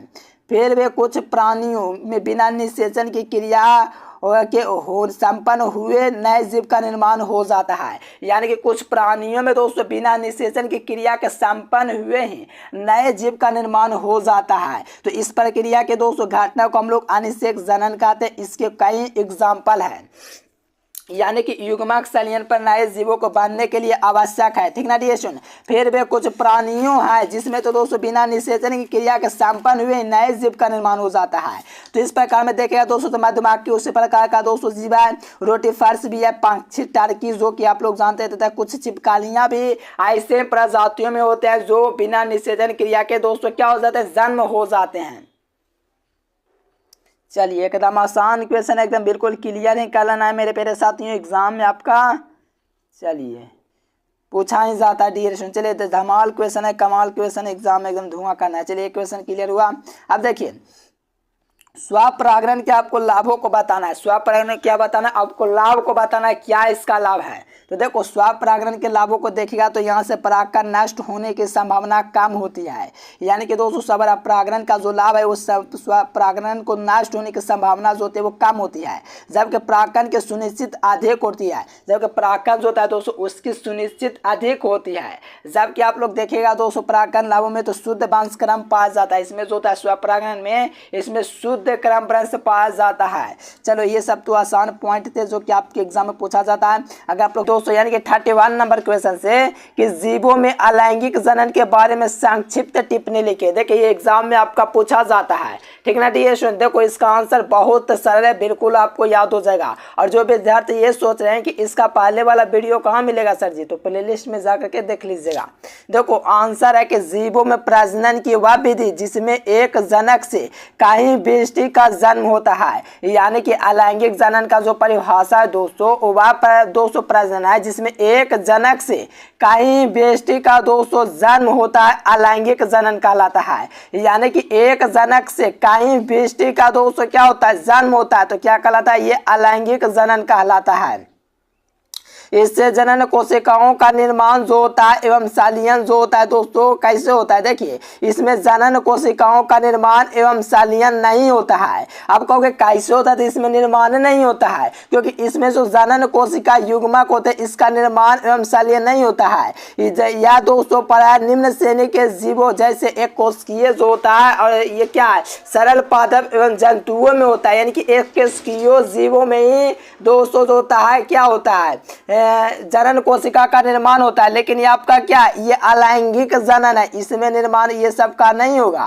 कहा जाता है दोस्तों इसका प्रकार देखेगा तो ये देखिए कितना प्रकार का, ये द्विविभाजन होता है, बहुभाजन होता है, मुकुलन होता है, बीजाणुजनन होता है, खंडीय भवन होता है और पुनर्भवन द्वारा दोस्तों संपन्न होता है। और इसका लाभ देखेगा तो यह नवजात संतति अनुवांशिक रूप से जनक के समान होती है तथा इसका दर्ज होता है, तीव्र होता है तथा संतति सभी गुणों को एक दूसरे के समान होते हैं। देखो लिखोगे तो इतना भी आपका 2 नंबर देगा, इतना भी लिखोगे तो 2 नंबर देगा, क्योंकि देखो इतना आप लोग लिख दीजिए तो ये पॉइंट हो गया। और आपके बोर्ड एग्जाम में पॉइंट लिखने के भी मार्क्स आपको ज़्यादा मिलता है, तो ये सब ध्यान रखिएगा, थोड़ा ज़्यादा विशेष लिख दीजिएगा तो और भी टीचर खुश हो जाएंगे। चलिए देखो यहाँ से कहा जा रहा है कि मध्य चक्र के दोस्तों क्या, देखो मध्य चक्र या ऋतु चक्र के बारे में स्पष्ट करें। देखो एग्जाम में पूछा जाता है मध्य चक्र पर टिप्पणी लिखे, ऋतु चक्र पर टिप्पणी लिखिए। ये देखिए हम आपको ऑब्जेक्टिव में बताएं। देखिए कहा जाता है कि नन प्राइमेट स्तनधारियों में पाए जाने वाले चक्र को मध्य चक्र कहते हैं। यानी कि नन प्राइमेट जो स्तनधारी होते हैं दोस्तों उसमें पाए जाने वाले चक्र को मध्य चक्र कहते हैं। जैसे कि मध्य चक्र में गाय हो गया, कुत्ता हो गया, चीता हो गया, हिरन हो गया, चूहा हो गया, भेड़ हो गया आदि क्या मध्य चक्र पाया जाता है। यानी जो मध्य पथ चक्र पाया जाएगा गाय में, कुत्ता में, चीता में, हिरन में, चूहा में, भेड़ में, ये सब मध्य चक्र पाया जाता है। अब इस प्रकार से जब प्राइमेट में पाया जाता है, यानी कि दोस्तों ये प्राइमेट में पाया जाता है, तो इस क्रिया को हम लोग ऋतुस्राव चक्र कहते हैं। और आपको ऑब्जेक्टिव में बताएं ऋतुस्राव चक्र के बारे में, जिसमें मनुष्य, बंदर, गोरिल्ला ये सब क्या तो ऋतुस्राव के चक्र के अंतर्गत है। देख सकते हो काफी आसान परिभाषा, आपको बिल्कुल 32 नंबर एक बार में याद हो जाना चाहिए। लिखिएगा तो और भी आपको बेहतरीन तरीका से याद हो जाएगा। तो सभी क्वेश्चन आप लोग करते जाए मेरे प्यारे साथियों। चलिए मात्र 5-10 सेकंड में जानिए काम से बेहतरीन तैयारी कैसे कर सकते हैं। देखिए जो विद्यार्थी काम से में 400 नंबर लाना चाहते हैं, यहाँ से गूगल ओपन कीजिए और एजुकेशन लेक्चर सर्च कीजिए। सर्च करने के बाद ये वेबसाइट आएगा, इस वेबसाइट पर क्लिक कीजिए। क्लिक करने के बाद 12th IAS आएगा, इस पर क्लिक कीजिए। यहाँ से हिंदी, अंग्रेजी, गणित, भौतिक, रसायन शास्त्र, जीव विज्ञान पूरी तैयारी कर सकते। चलिए सही विद्यार्थी गूगल पर जाना, एजुकेशन लेक्चर सर्च करना, वहाँ से भी तैयारी कर सकते हो। वीडियो देखने के बाद जाना। और सही विद्यार्थी अब तक चैनल को सब्सक्राइब नहीं किए तो कर लीजिए। चलिए यहाँ से 33 नंबर क्वेश्चन देखेगा तो कहा जाए कि एक संकर क्रॉस के आधार पर मेंडल के प्रतिपादित नियमों को लिखे। देखो एक संकर क्रॉस होता है 2 से 5 नंबर में भी कभी कभी पूछ देता है, तो ये 2 नंबर में आपको करवाए हैं। 2 नंबर में पूछता है, 5 नंबर में पूछता है। 2 नंबर में इसमें से पूछेगा, 2 नंबर में इसमें से पूछेगा। लेकिन आपको पता होना चाहिए मेंडल जो होता है इसका 200 प्रतिपादित नियमों को आपको लिखना है। तो देखो एक संकर क्रॉस के आधार पर मेंडल ने निम्नलिखित नियमों का प्रतिपादन किया, जिसमें से पहला नियम आपका क्या है दोस्तों, युग्मित कारकों का नियम है। यानी कि युग्मित कारकों का नियम में देखेंगे तो प्रत्येक लक्षण 200 इकाई कारकों यानी कि एलील द्वारा 200 प्रदर्शित होते हैं, जो समान गुणसूत्र पर समान स्थान पर स्थित होते हैं। ये आपका युग्मित कारकों का नियम हो गया। सेकंड में देखेगा तो प्रभाविता का नियम है। इस नियम में देखेगा तो किसी लक्षण के विभिन्न विश्लेषकों को प्रदर्शित करने वाले 2 एलील यानी कि 200 कारकों में एक अपने आपको प्रदर्शित करता है, यानी कि 2 में से एक अपने आप को क्या करेगा, प्रदर्शित करेगा, जिससे प्रभावी कारक कहते हैं या प्रभाविता कारक कहते हैं। जो प्रदर्शित नहीं हो पाता उससे हम लोग अप्रभावी कारक कहते हैं, यानी कि प्रदर्शित होगा उसको प्रभावी, और जो प्रदर्शित नहीं हो सकता तो उसको हम लोग अप्रभावी कारक के रूप में रखेंगे। चलिए यहाँ से दोस्तों मेंडल का 3rd नियम है दोस्तों है कि पृथक्करण का नियम। देखो पृथक्करण का नियम में एक व्यष्टि में उपासित एक लक्षण के 2 कारक मिश्रित नहीं होते हैं, बल्कि युग्मक जो जोड़ा होता है निर्माण के समय एक दूसरे के स्थान पर पृथक व स्पष्ट बने रहते हैं, ताकि युग्मक जो का जोड़ा एक लक्षण केवल एक कारक के लिए ले जा सके वो हमेशा क्या रहेंगे, शुद्ध रहेंगे, अगर एक लक्षण को ही ले जाएंगे तब।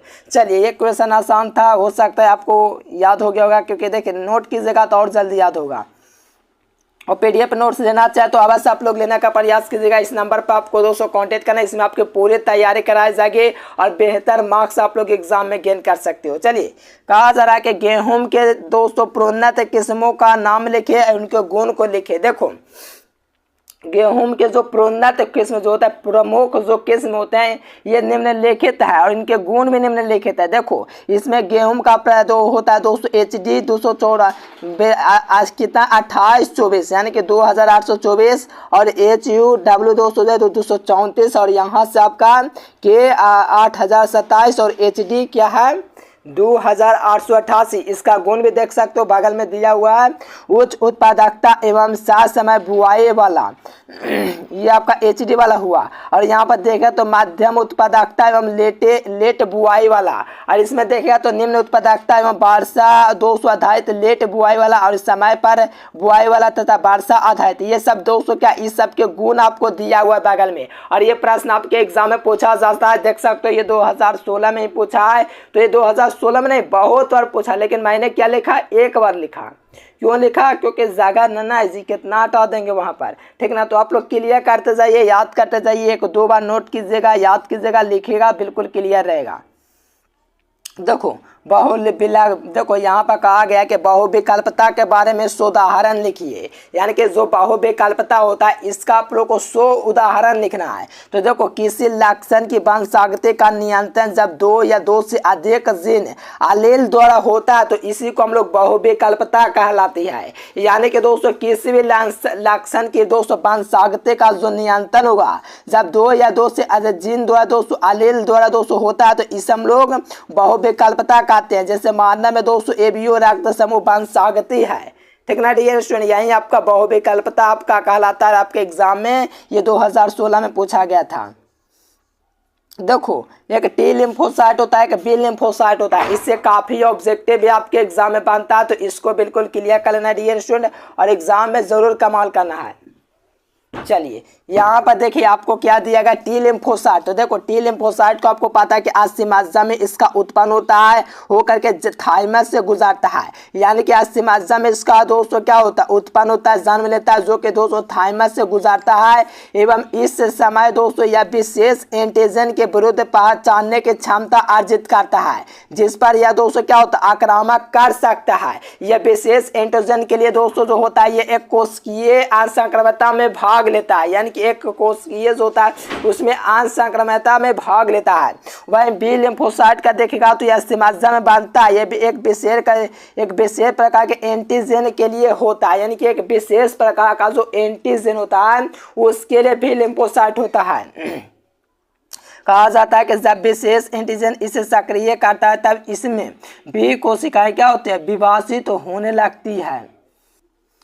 चलिए बिल्कुल ये सुनिए, यहाँ से आपको याद रखना बी लिम्फोसाइट जो है अस्थिमज्जा में बनता है। कहाँ बनता है? अस्थिमज्जा में बनता है और आपको ये विशेष प्रकार के एंटीजन के लिए होता है और जब इसमें दोस्तों विशेष एंटीजन इसे दोस्तों सक्रिय करता है तो बी जो कोशिकाएं होते हैं वो विभाजित होने लगती है। क्या होने लगते हैं? विभाजित माने टुकड़ा में होने लगते हैं, यानी कि अलग अलग होने लगती है।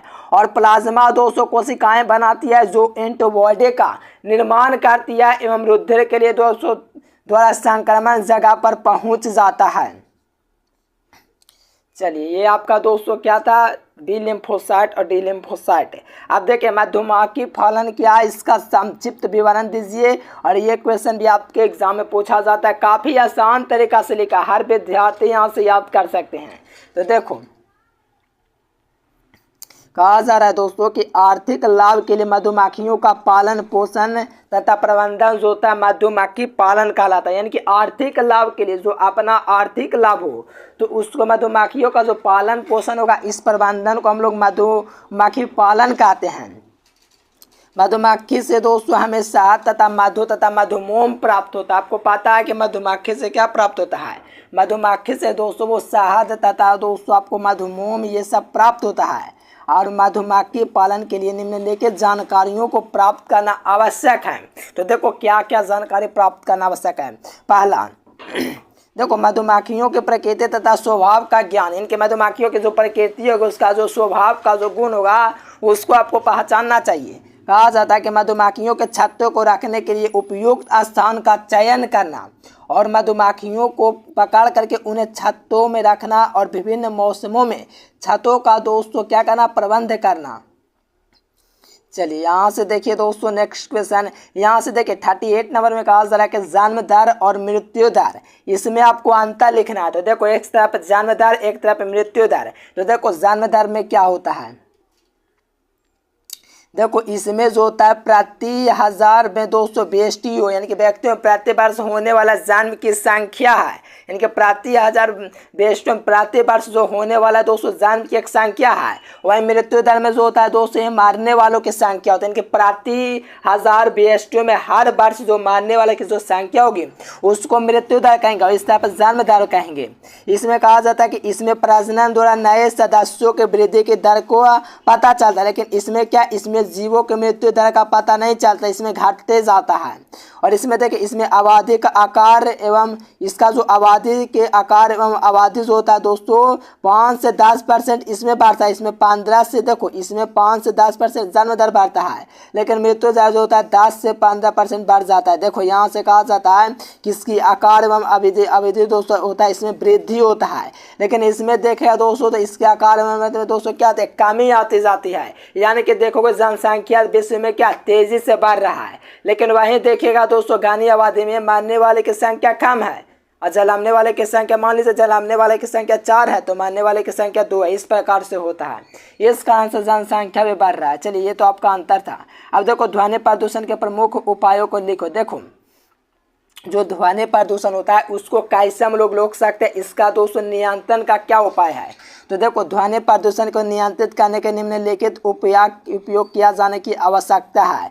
पहला, अधिक शोर पैदा करने वाले मशीनों के स्थान पर कम शोर वाले मशीनों की लगाना चाहिए, यानी कि बहुत शोर करता है वो क्या कर रहा है, ध्वनि प्रदूषण कर रहा है, तो काम पर दोस्तों शोर करने वाले गाड़ियों का यूज़ करना चाहिए। समय समय पर मशीनों के ग्रीस एवं तेल का उपयोग समुचित रूप से किया जाना चाहिए, यानी कि समय समय पर मशीन जो होगा दोस्तों उसका जो ग्रीस एवं तेल का होगा उसका सही यूज़ करेंगे, ठीक ना डियर स्टूडेंट। चलिए आबादी से दूर औद्योगिक इकाइयों में स्थापित की जानी चाहिए, यानी कि आधा औद्योगिक जो होगा दोस्तों, जैसे औद्योगिक बड़ा बड़ा दोस्तों कारखाना हो गया तो आबादी से दूर रहना चाहिए, नहीं कि आबादी वहीं पर है, जैसे कि बड़ा शहर है तो वहीं के बगल में नहीं, आपको दूर औद्योगिक जो होगा, जो आप फैक्ट्री बनाना चाहते हो वो एकांत में बनाइए जहाँ पर जनसंख्या ना हो, इससे क्या होगा ध्वनि प्रदूषण नहीं होगा।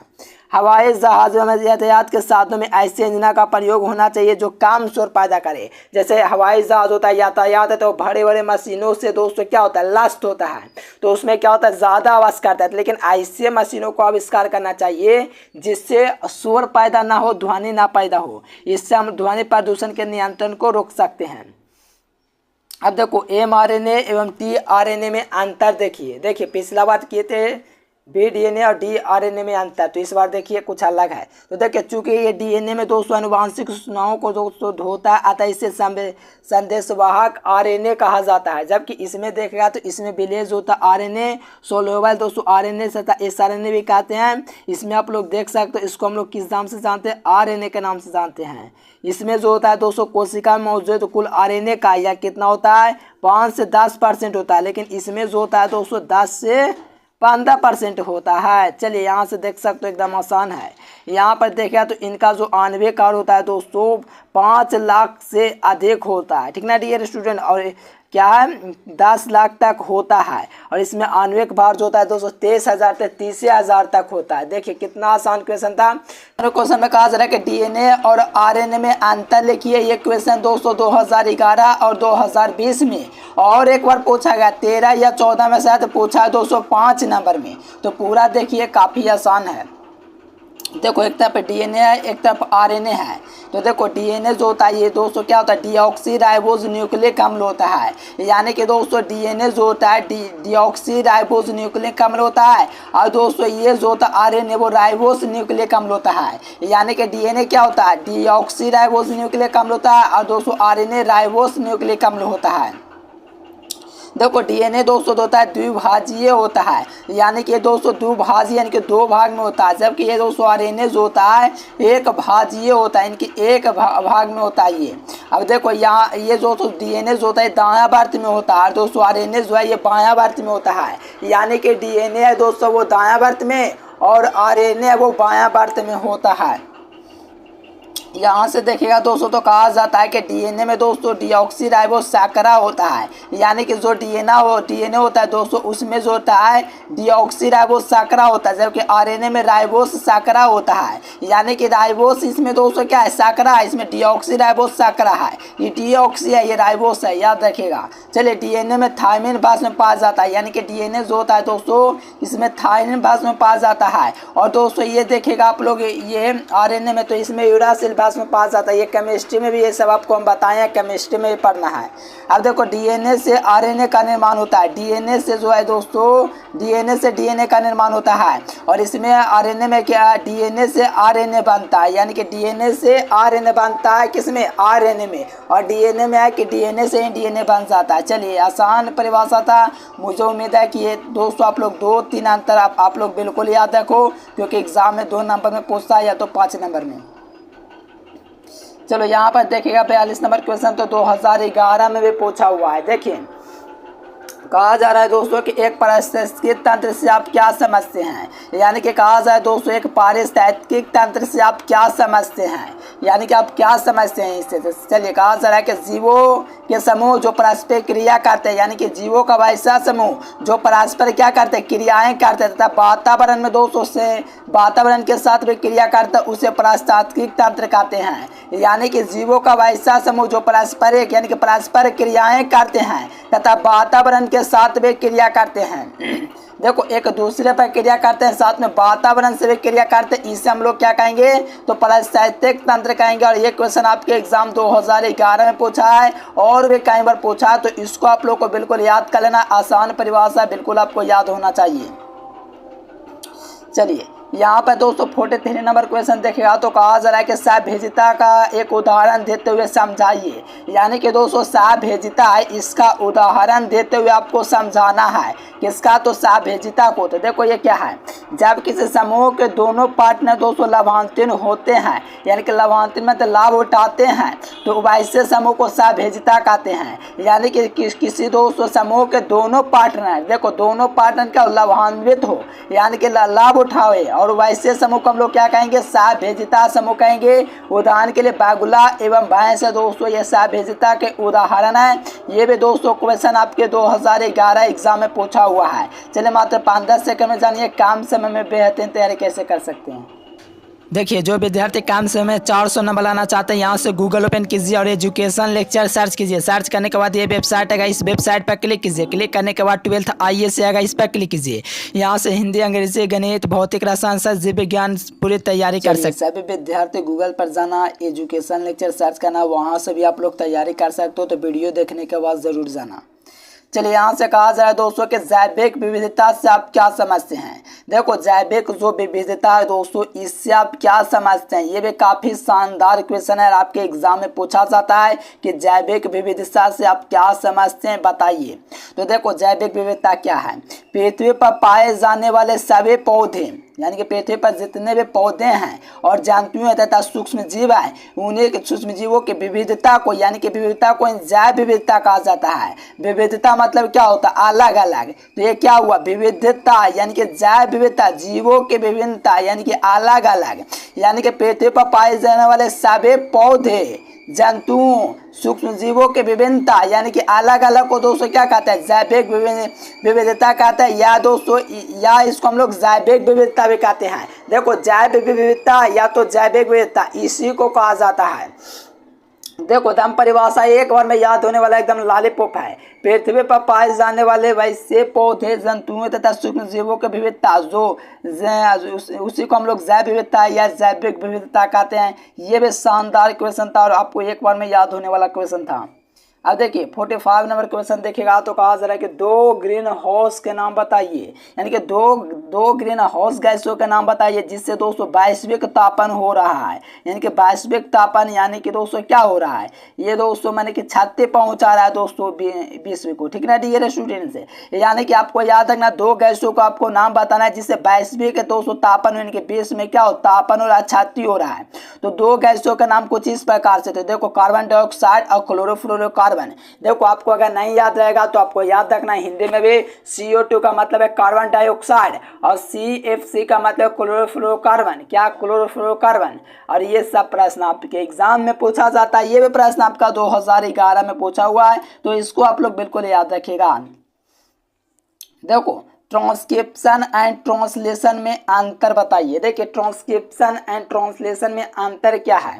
तो देखो, ट्रांसक्रिप्शन को देखोगे तो ये क्या है, जेनेटिक सूचना को DNA के एक स्टैंड से RNA में कॉपी करने को इसको क्या कहते हैं, ट्रांजिशन कहते हैं। यानी कि जेनेटिक सूचना यानी कि जेनेटिक सूचना को DNA के एक स्टैंड से यानी कि DNA के एक स्टैंड से RNA में यानी कि RNA में यानी कि DNA से RNA में कॉपी करने की क्रिया को ट्रांसक्रिप्शन कहेंगे। वहीं ट्रांसलेशन क्या है, तो अमीनो एसिड मोनोमर से पॉलीपेप्टाइड के निर्माण को ट्रांसलेशन कहते हैं। यानी कि अमीनो एसिड मोनोमर से, यानी कि अमीनो एसिड मोनोमर से पॉलीपेप्टाइड के निर्माण, यानी कि आपको क्या कहा जा रहा है, अमीनो एसिड मोनोमर से पॉलीपेप्टाइड के निर्माण को ट्रांसलेशन कहते हैं। ये प्रश्न आपके एग्जाम में पूछा जाता है, तो इसको आंसर को बिल्कुल कन्फर्म रखना। ये एक बार लिखा है मैंने, लेकिन पूछा बहुत बार है, तो याद रखिएगा। चलिए यहाँ पर देखेंगे 47 नंबर क्वेश्चन। तो कहा जा रहा है कि कुछ वन्य जीवों के विलुप्तता के कारण दोस्तों बताइए। यानी कि कुछ वन्य जीवों के विलुप्तता के जो कारण है, कोई 2 कारण को बताना है, जिससे कारण क्या हो रहा है, ये दोस्तों धरती पर जीव का दोस्तों क्या हो रहा है, विलुप्त होता जा रहा है। जैसे कि आप लोग कई एग्जाम्पल है, डोडो देख सकते हो, और भी दोस्तों कई जीव है जो विलुप्त हो रहे हैं। उसका कारण देखिए क्या है। तो देखो कुछ वन्य जीवों के विलुप्तता के 2 कारण निम्नलिखित हैं।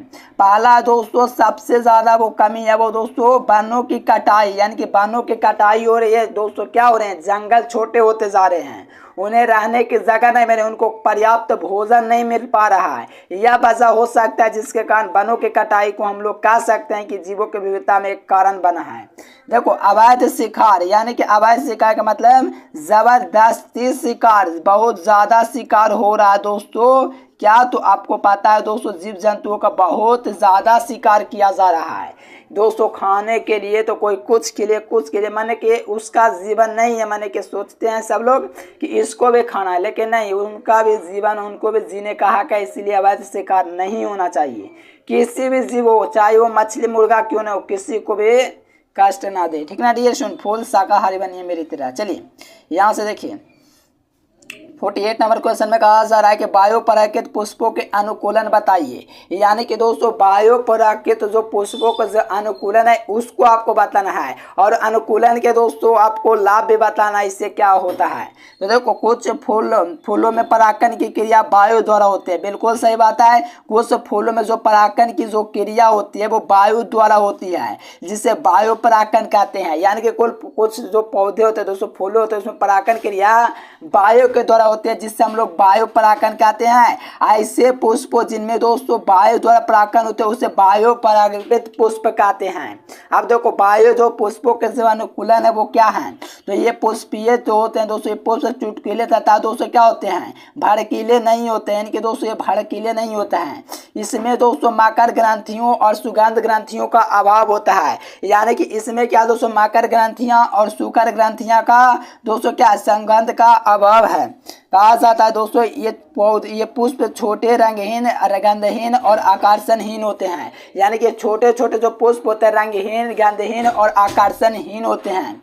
ये पुष्प जो होते हैं हल्का प्राय तथा चिकने होते हैं। ये पुष्प हल्के तथा दोस्तों प्राय देखा गया है कि आमतौर पर ये चिकने फूल होते हैं। ये प्रश्न आपको दोस्तों 2029 में पूछा गया था। चलिए यहाँ से देखिए तो मेंडल ने अपने प्रयोग में मटर का ही क्यों चयन किया। बिल्कुल सही बात है, मटर को ही क्यों चयन किया, और कोई पौधा नहीं मिला था उनको, मटर को ही क्यों चुना। तो देखो इसका रीजन क्या है। मेंडल ने अपने प्रयोग के लिए मटर के पौधों का चयन किया। बिल्कुल सही बात है, क्योंकि यह वार्षिक होते ही इसमें कई विपरीत गुण आते हैं। यानी कि इसमें साल भर होने पर इसमें कई दोस्तों विपरीत गुण आते हैं, यानी कि उल्टे गुण आते हैं। और ये पौधे छोटे होने के कारण प्रयोग करना या देखभाल करने में सुविधाजनक होता है। यानी कि आपके बोर्ड एग्जाम पूछेगा कि मेंडल का प्रयोग मटर ने क्यों किया, तो आपको लिखना है कि मेंडल ने मटर का प्रयोग इसीलिए चयन किया क्योंकि उसमें यह वार्षिक जो होता है, वार्षिक होते ही इसमें विभिन्न प्रकार के बदलाव होते हैं। इससे दोस्तों पौधे जो होते हैं छोटा होने के कारण प्रयोग करने या देखभाल करने में सुविधाजनक, आरामदायक होता है। इस कारण से मेंडल ने मटर को ही चयन किया। देखो कितना आसान लैंग्वेज पूरा आपको याद करा दिया मैंने। देखो ब्रेसन आप लोग जानते हो और अंडकोश भी जानते हो, ये किससे छिपा नहीं है, काफ़ी आसान पॉइंट है, ये आप लोग 10th में पढ़े हो। तो देखो ब्रेसन और अंडाशय के 2 प्रत्येक कार्यों को लिखे। देखिए 2 ही कार्य लिखना है दोस्तों, आप लोग बिल्कुल लिख सकते हो यहाँ से देख करके। देखो यह शुक्राणु का निर्माण करता है। जो वृषण होता है दोस्तों, दो टांगों के बीच दो वृषण जो होता है लटका हुआ रहता है, वो क्या होता है, वृषण जो होता है दोस्तों शुक्राणु का निर्माण करता है।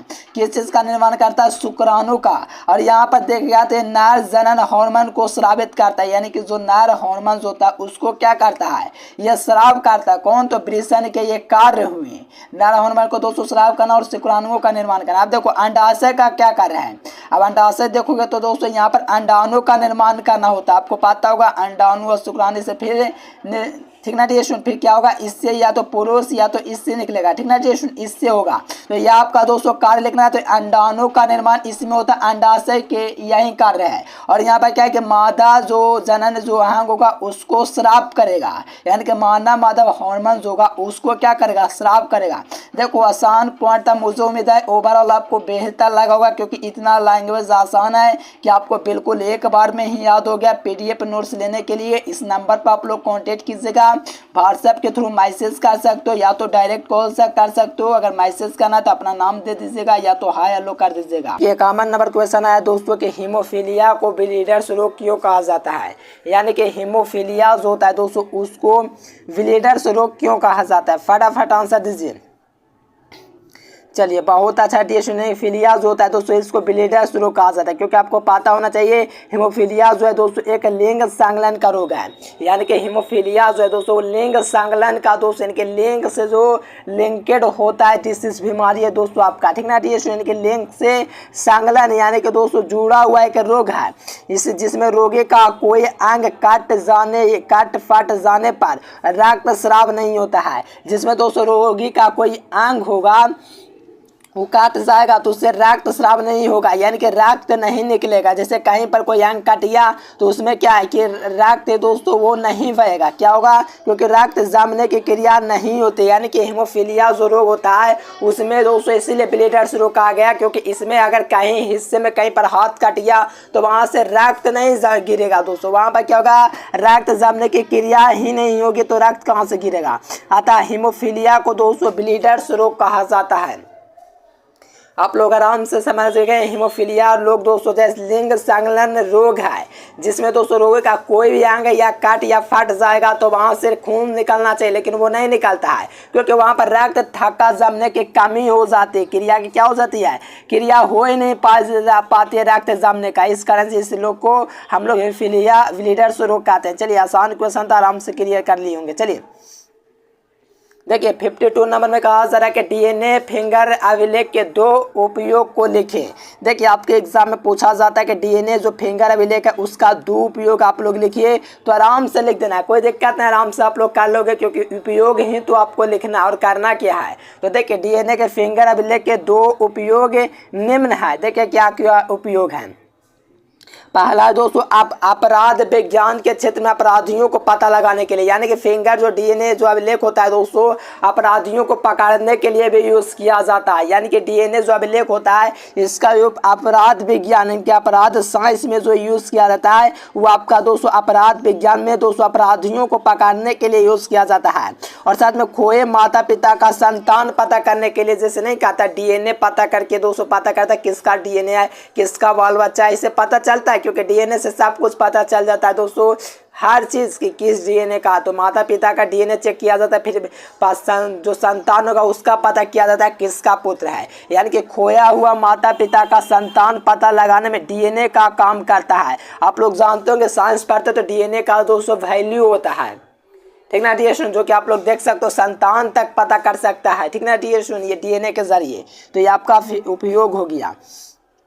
अब देखिए न्यूक्लियोसाइड और न्यूक्लियोटाइड में अंतर लिखिए। देखिए फटाफट देखिए न्यूक्लियोसाइड और न्यूक्लियोटाइड में जो अंतर होता है वो क्या क्या अंतर होता है। देखिए फटाफट देखिए न्यूक्लियोसाइड जहाँ तक बात है तो ये दोस्तों क्या होता है, नाइट्रोजन युक्त क्षार शर्करा से संयोग से बनता है। यानी कि न्यूक्लियोसाइड जो होता है दोस्तों नाइट्रोजन युक्त क्षार तथा शर्करा का संयोग, यानी कि क्षार तथा शर्करा का क्या है संयोग से बनता है। वहीं देखिएगा आप लोग न्यूक्लियोटाइड दोस्तों तो इसमें क्या है नाइट्रोजन युक्त शर्करा तथा फॉस्फेट के संयोग से बनता कौन? तो न्यूक्लियोटाइड। वही न्यूक्लियोसाइड जो है दोस्तों ये आप लोगों का नाइट्रोजन युक्त क्षार तथा शर्करा का संयोग से ये बनता है कौन? तो न्यूक्लियोसाइड। बहुत ही कमाल का क्वेश्चन है, बिल्कुल आप लोगों को याद रखना है। यह नाइट्रोजन युक्त शर्करा फॉस्फेट का संयोग होता है। इसमें क्या होता है? नाइट्रोजन युक्त शर्करा के संयोग से बनता है। चलिए यहाँ से देखिए, न्यूक्लियोसाइड जो होता है दोस्तों क्या होता है? आपका क्षारीय स्वभाव का होता है। क्या होता है दोस्तों? क्षारीय स्वभाव का होता है न्यूक्लियोसाइड। और न्यूक्लियोटाइड जो होता है दोस्तों इसका स्वभाव जो होता है वो अम्लीय होता है, यानी कि न्यूक्लियोटाइड जो होगा वो अम्लीय होगा और न्यूक्लियोसाइड जो होगा वो आपका क्षारीय होगा, यानी कि साइड क्षारीय, टाइड अम्लीय। चलिए बहुत ही कमाल का क्वेश्चन है, बिल्कुल आपको याद रखना है। ये सब क्वेश्चन काफ़ी कमाल के क्वेश्चन है, टीएस एग्जाम में आपका ये सब पूछा जाता है, इसीलिए करवा दे रहे हैं। चलिए यहाँ पर देखिए, संकटग्रस्त से स्पीसीज के उदाहरण के साथ समझाइए, यानी कि संकटग्रस्त जो स्पीसीज होते हैं उसको उदाहरण के साथ आपको समझाना है। तो देखिए संकटग्रस्त जो स्पीसीज होंगे दोस्तों उसको हम लोग को कैसे जान सकते हैं? देखिए वे वन्य जीव जाति जो निकट भविष्य में विलुप्त होने के कगार पर पहुंच चुका है, यानी कि संकटग्रस्त मतलब आप लोग समझ संकट में है, जैसे कि कहीं जीव जंतु अब क्या हो रहा है? लुप्त हो जा रहा है। आने वाले दशक में आप लोग को देखने को मिला, आगे वाला 21वीं 22वीं 23वीं सदी होगा तो बहुत जीव जंतु होंगे जो विलुप्त हो चुके होंगे, जो कि आप लोग जानते होंगे तोता वगैरह क्या हो रहा है? बहुत कम दिखाई दे रहे हैं। और भी कई तरह के दोस्तों पशु पंछियां जो होंगे वो विलुप्त हो जाएंगे, क्योंकि संकटग्रस्त स्पीसीज के साथ चले जा रहे हैं, यानी कि वे वन्य जीव जो जाति जो निकट भविष्य में विलुप्त होने के कगार पर पहुंच चुका है संकटग्रस्त जाति कहलाता है। जैसे देखिए लाल पांडा यानी कि जंतु, पिपरी बरेवेरी, ये सब क्या है आपका दोस्तों लगभग विलुप्त हो गया, लगभग समय से विलुप्त हो गया। और आने वाले समय में आप लोग देखते हो तोता, ठीक ना डियर सुनो, वो भी आपका विलुप्त होने के कगार पर पहुंच रहा है, ठीक ना डियर सुनो। और भी बहुत सारे पशु पंछियां हैं जो विलुप्त होने के कगार पर हैं। पहले आप लोग जाओगे 300 400 500 वर्ष पहले तो वहाँ उस समय बहुत तरह के पशु पंछियां रहते थे। अब क्या है, समय आते आते 2000 आया तो ये सब क्या होगा? विलुप्त हो गया। उसी प्रकार से आपका जब 2500 ईस्वी आएगा तो उस समय बहुत सारे जीव जंतु आप लोग देख रहे हो वो सब विलुप्त हो जाएंगे, क्योंकि ये क्या है? संकटग्रस्त स्पीसीज के उदाहरण हैं। चलिए यहाँ पर देखिए वाइटल इंडेक्स क्या है? बहुत ही कमाल का क्वेश्चन है। वाइटल इंडेक्स क्या है? इसे ज्ञात करने के लिए सूत्र को लेके देखिए, वाइटल इंडेक्स है दोस्तों वो क्या है, इसके ज्ञात करने के लिए मैंने सूत्र भी लिख दिया ताकि आपको कोई दिक्कत ना हो। देखिए वाइटल इंडेक्स क्या है? देखिए जनन दर एवं मृत्यु दर के प्रतिशतता अनुपात को जैविक इंडेक्स या वायरल इंडेक्स कहते हैं। इसे ज्ञात करने का सूत्र आप लोग देख सकते हो। V1 जो है दोस्तों आपका N/M क्रॉस 100 है, जहाँ पर N जन्म दर है और M आपका मृत्यु दर है। देखिए बहुत ही कमाल का क्वेश्चन है, ठीक है सुन। ये वाइटल इंडेक्स जो है दोस्तों का है उसको आपको बात लाना है, तो ये सूत्र आप लोग भी लिख दोगे तो आपका ज़्यादा चांस है कि फुल मार्क्स मिलता है, क्योंकि यहाँ पर आप लोग देखेगा तो एम जो है दोस्तों जन्म दर को डिनोट करेगा और यहाँ पर आपका एम जो होगा मृत्यु दर को डिनोट करेगा। तो यहाँ से आपका सूत्र क्या होगा? V1 बराबर जो हो गया N/M हो गया और 100 हो गया यहाँ से गुना में। तो ये सूत्र आप लोग बिल्कुल ध्यान में रखिएगा और पूछा जाता है ये क्वेश्चन, ठीक ना ये स्टूडेंट। जन्म दर एवं मृत्यु दर के प्रतिशतता अनुपात को जैविक इंडेक्स या वायरल इंडेक्स कहते हैं और इसको ज्ञात करने का सूत्र आप लोग देख लिए। काफ़ी कमाल का क्वेश्चन एग्जाम में पूछा जाता है, तो आराम से आप लोग लिख दीजिएगा। चलिए यहाँ से देखिए क्या लिखा है दोस्तों? बायो प्रोस्पेक्टिंग से आप क्या समझते हैं कि बायो जो प्रोस्पेक्टिंग होता है उससे आप क्या समझते हैं? Bio prospecting. चलिए कमाल का क्वेश्चन है, ध्यान दीजिएगा।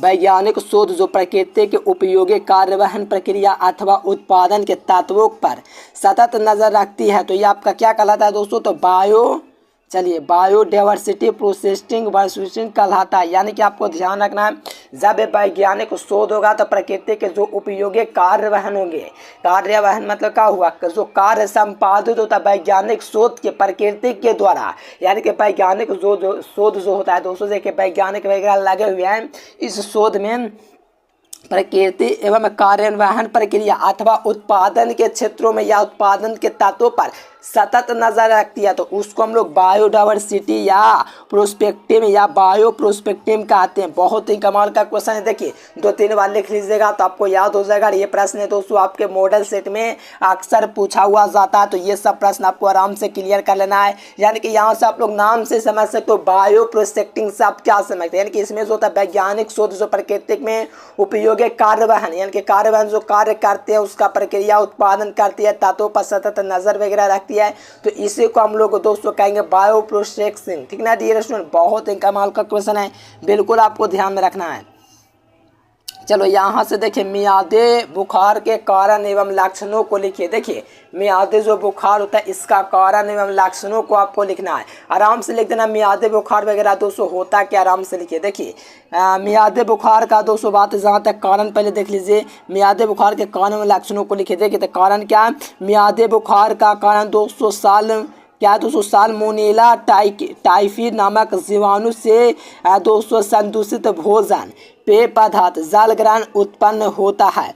यानी कि दोस्तों मियादी जो बुखार होता है दोस्तों उससे आपका क्या होता है, साल्मोनेला टाइफी नामक जीवाणु से होता है। यानी कि मियादी बुखार जो होता है साल्मोनेला टाइफी नामक जीवाणु से दोस्तों प्रदूषित होता है। ठीक ना, यह संदूषित होता है। जैसे भोजन प्रदूषित भोजन पेय पदार्थ एवं जल ग्रहण करने से यह उत्पन्न होता है। ये रोग के लक्षण की बात करें तो ये तेज बुखार लगभग 102 फ़ारेनहाइट से -104 फ़ारेनहाइट से भूख ना लगना, पेट दर्द सिर दर्द, ये सब कमजोरी वगैरह जो है ये मियादी भूख का दोस्तों क्या है शुरुआती लक्षण। यानी कि लगातार तेज बुखार, भूख लगना, पेट दर्द, सिर दर्द, कमजोरी, ये सब क्या मियादी बुखार के लक्षण हैं।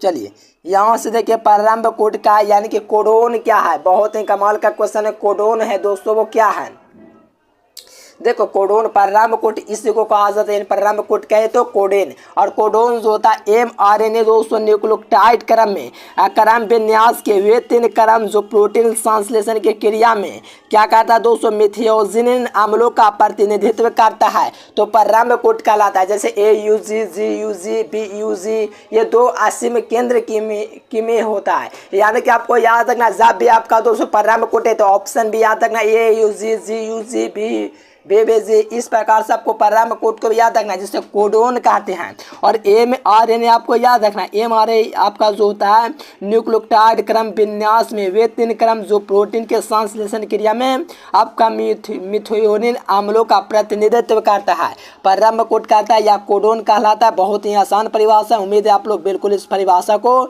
याद रखेगा। चलिए यहाँ से देखिए बिम्बपोषण क्या है। देखिए बिम्बपोषण का परिभाषा काफ़ी आसान, आराम से आप लोग लिख सकते हैं। बिम्बपोषण है दोस्तों, इससे आप क्या समझते हैं, इससे क्यों करते हैं बिम्बपोषण, तो देखिएगा द्विलिंगी पादपों में पुमंगो जैसे नर भाग को हटाने की क्रिया को बिम्बपोषण कहते हैं। पादप जनन काल में इस क्रिया को दोस्तों स्वनिषेचन को रोक देने के लिए दोस्तों किया जाता है। यानी कि आप लोग देख सकते हैं द्विलिंगी पुष्पों से, यानी कि द्विलिंगी पुष्पों में पुमंगो मतलब दोस्तों नर जनन भाग, पुमांग का मतलब क्या, नर जनन भाग क्या होता है, फूल का नर जनन भाग पुमांग होता है, यानी कि पुमांग। चलिए तो यहाँ से द्विलिंगी पादप में दोस्तों पुमांग और नर भाग को हटाने की क्रिया को बिम्बपोषण कहते हैं। यानी कि द्विलिंगी पादप जो होता है वहाँ से पुमांगों को हटाने की जो क्रिया होगी उसको हम लोग बिम्बपोषण कहते हैं। और पादप का जनन कार्यवाहन इस क्रिया को हम लोग स्वनिषेचन को रोक देने के लिए किया जाता है। कि पादप का जो आपका जनन जो कार्यक्रम होगा दोस्तों उसमें स्वनिषेचन को रोक देने के लिए किया जाता है। चलिए एकदम ऑप्शन नंबर एकदम बेहतरीन हो जाएगा, ऑप्शन यहाँ पर नहीं है तो ध्यान रखना है, बिम्बपोषण कहलाएगा। चलिए देखिए 60 नंबर क्वेश्चन, देखिए लास्ट में एक ऐसा क्वेश्चन डाल दिया है जो कि एग्जाम के लिए आपका उपयोगी नहीं, बहुत ज़्यादा उपयोगी क्वेश्चन है। आप सारी और अभिसारी विकास में अंतर एग्जाम में पूछा जाता है, कभी आप सारे क्या है या तो अभिसारी क्या या तो अंतर, दोनों पूछा जाता है। आप सारी और अभिसारी में अंतर लिखिए। और देखिए जो विद्यार्थी PDF नोट्स ऑल सब्जेक्ट का नहीं लिया तो फटाफट यहाँ पर नंबर दिख रहा है, इस नंबर पर कॉल या व्हाट्सएप मैसेज कर सकते हैं।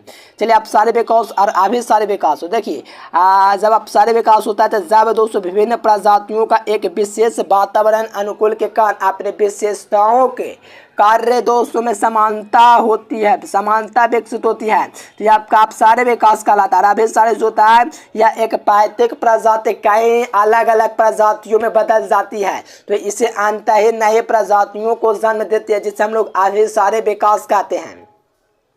देखो परिभाषा काफ़ी आसान है, आराम से पढ़िएगा। जब विभिन्न प्रजातियों के विशेष वातावरण को अनुकूल कारण अपने विशेषताओं और कार्य में समानताओं विकसित करती है, तो आप लोग आप सारे होगा अभी सारे के, तो आप लोग यहाँ देख ही सकते हो, काफ़ी आसान परिभाषा है। अब देखिए ये पर्यावरणीय परिस्थितियों में परिवर्तन के कारण होता है, यानी कि जो अभी सारे जो आप सारे जो होता है दोस्तों, ये पर्यावरणीय आपका परिवर्तन में होता है आप सारे, और ये जो होता है अभी सारे प्रवास और पर्यावरणीय परिवर्तनों के कारण होता है, यानी कि प्रवास और पर्यावरणीय परिवर्तनों के कारण होता है अभी सारे। अब यहाँ पर आप सारे देखिएगा तो इसमें क्या है कि एक प्रजाति की बाहरी संरचना अलग हो सकती है, लेकिन आंतरिक रूप से वो अपने पूर्वजों से मिलते जुलते हैं, यानी कि आपको पता चलेगा एक प्रजाति के बाहरी संरचना अलग हो सकती है, लेकिन आंतरिक संरचना जो है पूर्वजों से मिलते जुलते हैं। ये आप सारे विकास हो गया। और अभी सारे जो होता है ये आपका दोस्तों बाहर के साथ अंदर से विभिन्न होते हैं, इनके बाहर विभिन्न अंदर विभिन्न, ऐसा होता है ये अभी सारे विकास में टोटल। चलिए आइए बच्चों, अब देखिए 61 नंबर क्वेश्चन देखेंगे, एकदम भौकाल मचा देना सही बच्चों को, और वीडियो को पूरा देखना और चैनल को सब्सक्राइब कर लेना है। देखो डीएनए के फिंगरप्रिंटिंग क्या परिभाषित करना बच्चों, तो ध्यान देना क्या है डीएनए का फिंगरप्रिंटिंग। देखो केमिस्ट्री में पूछ जाता है, बेसिक क्वेश्चन है, आराम से याद कीजिए। किसी व्यक्ति के डीएनए के विशिष्ट स्थल जो व्यक्ति के विशिष्ट होता है, यानी किसी व्यक्ति के डीएनए के विशिष्ट स्थल जो व्यक्ति के विशिष्ट होता है कि दोस्तों न्यूक्लियोटाइड के क्रम को ज्ञात करने की विधि को फिंगरप्रिंटिंग कहा जाता है। यानी कि किसी व्यक्ति के डीएनए के विशिष्ट स्थल जो व्यक्ति विशिष्ट होता है, यानी कि स्पेशल होता है, कि न्यूक्लियोटाइडों को क्रम को ज्ञात करने के, यानी कि उसका जो न्यूक्लियोटाइड होता है दोस्तों उसका क्रम जो होता है, जैसे कि क्रम 1 2 3 होता है, उसका क्रम जो होता है ना उसको ज्ञात करने की विधि डीएनए फिंगरप्रिंटिंग कहलाता है। आइए बच्चों द्विखंडन व्यवखंडन के साथ समझाइए। देखो द्विविखंडन तथा बहुविखंडन के उदाहरण के साथ समझाना है। तो बच्चों द्विखंडन जो है जब कोई आवेशित यानी कि जब कोई एक कोशिका दो छोटे छोटे देखे जब कोई कोशिका एक कोशिका दो छोटे छोटे लगभग समान भागों में बढ़ जाती है, तो इसे द्विखंडन कहते हैं। यानी कि इसी को द्विखंडन कहा जाता है। जैसे अमीबा, कालाजार, रोगाणु, लेशमैनियाई के द्विखंडन का उदाहरण आप लोग देख सकते हो आसान भाषा में। जब कोई दोस्तों कोशिका दो छोटे छोटे और लगभग समान भागों में बांट जाता है, इसे हम लोग द्विखंडन कहते हैं। जैसे अमीबा हो गया, कालाजार और रोगाणु हो गया, लेशमैनिया का आदि द्विखंडन होता है। और बहुखंडन जो होता है बच्चों जब कोई एक कोशिका अनेक संतति कोशिकाओं में बांट जाते हैं, कि जब एक कोशिका अनेक संतति कोशिकाओं में बांट जाते हैं ना, तो इसी को हम लोग बहुखंडन कहते हैं। जैसे प्लाज्मोडियम हो गया बहुखंडन होता है। जैसे प्लाज्मोडियम में क्या होता है बहुखंडन होता है। ये सब बहुत ही आम प्रश्न है जो कि आपके परीक्षा में पूछा जाएगा, है ना बच्चों, जरूर याद करना। और साथ में चैनल को जरूर सब्सक्राइब करना है। एक एक क्वेश्चन को एकदम याद कर लीजिए, क्योंकि क्वेश्चन बैंक से बहुत क्वेश्चन अधिकांश रहते हैं। देखो बच्चों यहाँ से 63 नंबर क्वेश्चन है कि जैव प्रौद्योगिकी के परिभाषा लिखिए। यानी कि जैव प्रौद्योगिकी है बच्चों, ये क्या है, इसके परिभाषा का हम लोग को लिखना है। तो देखो ध्यान से समझ एकदम याद कर लो एक एक परिभाषा को। पहला बच्चों जैव प्रौद्योगिकी परिभाषा। जैव प्रौद्योगिकी जीवित दोस्तों क्या जीवित जीवों जैसे जीवाणु, पादप, जंतु, कोशिकाओं अथवा इनके घटकों या एंजाइमों का उपयोग मानव कल्याण के उत्पाद के लिए किया जाता है। जिसे दोस्तों जंतु विज्ञान का जैव प्रौद्योगिकी कहते हैं, करने का विज्ञान है, ठीक ना बच्चों। यानी कि जैव प्रौद्योगिकी जीवित जीवों जैसे जैव प्रौद्योगिकी में वही होता है जीवित पादपों या जंतुओं के अथवा इनके घटकों एंजाइमों का उपयोग मानव कल्याण के लिए उत्पाद करने का विज्ञान होता है। दोस्तों करने का जो विज्ञान होता है उसी को जैव प्रौद्योगिकी, यानी कि दोस्तों जीवों का प्रयोग सीधे भाषा में कर सकते हो, लेकिन इसको बढ़िया से लिखने के लिए आपको लिखना है जैव प्रौद्योगिकी दोस्तों जीवित जीवों जैसे पादप, जंतु या कोशिका अथवा अन्य घटकों का उपयोग करना प्रयोग का क्या जैव प्रौद्योगिकी कहलाता है। एकदम आसान परिभाषा एक बार में आप लोग याद कर सकते हो, बाकी समझने का काम है, ठीक ना बच्चों, रटना नहीं है, समझना है। चलो अब यहाँ पर आओ दोस्तों 64 नंबर क्वेश्चन। ऑपरॉन को परिभाषित करें और इनके संगठनों का नाम बताइए। जैसे ऑपरॉन है बच्चों, तो इसको परिभाषित करें, इसके क्या किया संगठक है उनको नाम लिखो। तो देखो यहाँ पर पहला है दोस्तों ऑपरॉन। ऑपरॉन जीवों का एक समन्वित समूह है, यानी कि ऑपरॉन जो है दोस्तों जीवों का एक समन्वित समूह है जो एक साथ डीएनए के अनुलेखित या ट्रांसक्राइब होते हैं, किसी भी 200 चयापचयी मार्ग की इकाई की 200 तरह नियंत्रण करता है, यही होता है ऑपरॉन। ठीक ना बच्चों, एकदम काफी आसान परिभाषा है, एक बार में आप लोग याद कर सकते हो। ऑपरॉन जो है बच्चों एक जीवों का एक समन्वित समूह है जो एक साथ डीएनए में 200 अनुलेखित 200 ट्रांसक्राइब होते हैं, जो किसी भी चयापचयी कच्चा मार्ग की इकाई में 200 नियंत्रण रखते हैं। ये हो गया ऑपरॉन। चलिए क्लीनिंग स्थल को परिभाषित करें। ठीक ना बच्चों, क्लीनिंग स्थल है वो क्या है, इसको परिभाषित आपको करना है। ठीक ना बच्चों, देखो क्या कहा जा रहा है, विजातीय डीएनए को जोड़ने के लिए प्रयुक्त किए जा रहे प्रतिबंधन एंजाइम के लिए 200 संवाहक एक या एक ही पहचान स्थल होनी चाहिए। यानी कि विजातीय डीएनए को जोड़ने के लिए प्रयुक्त किए जा रहे 200 प्रतिबंधन एंजाइम के लिए 200 संवाहक 200 जो होता संवाहक एक या एक से अधिक पहचान स्थल होना चाहिए। इन स्थलों को क्लीनिंग स्थल कहा जाता है। ऐसा नहीं होने पर संवाहन अंदर ऐसे ही पहचान स्थल होने पर इसके खंड दोस्तों हो जाता है, जिसके फलस्वरूप क्लीनिंग स्थल और जटिल होते हैं दोस्तों, वो जटिल हो जाते हैं, ये बहुत मजबूत हो जाता है क्लीनिंग स्थल होने से। ठीक ना बच्चों, यानी कि परिभाषा ओवरऑल देखो ना आसान है, देखो समझो। विजातीय डीएनए को जोड़ने के लिए प्रयुक्त की जा रही प्रतिबंधी एंजाइम के लिए संवाहक में एक या कुछ ही पहचान स्थल होना चाहिए, यानी कि एक या कुछ भी पहचान, एक हो या दो या कुछ भी पहचान हो बच्चा होना चाहिए। इन स्थलों को क्लीनिंग स्थल कहते हैं। यानी कि आप लोग को देख रहे हो कि एक भी अगर दोस्तों इसमें संवाहक पहचान है तो भी चलेगा, कोई भी पहचान होगा तो चलेगा, ये दोस्तों क्या कहला है क्लीनिंग स्थल कहेगा। ऐसा नहीं होने पर संवाहक अंदर यानी कि संवाहक के अंदर एक से अधिक पहचान स्थल होने पर ये कोई खंड हो जाते हैं। यानी कि ऐसा नहीं होने पर संवाहक के अंदर क्या होता है, अधिक पहचान होने पर क्या होता है, खंड हो जाते हैं, जिसके फलस्वरूप क्लीनिंग जटिल हो जाता है, मजबूत हो जाता है। देख रहे होंगे बच्चों, आप लोग को बहुत आसान परिभाषा लग रहा है, पूरा एकदम होला क्वेश्चन है। देखो जीन कोश क्या है, इससे आप क्या समझते हैं, ये क्वेश्चन अब आया। ठीक ना बच्चों, जीन कोश क्या है, इसको आप लोग को समझना है, ध्यान देना।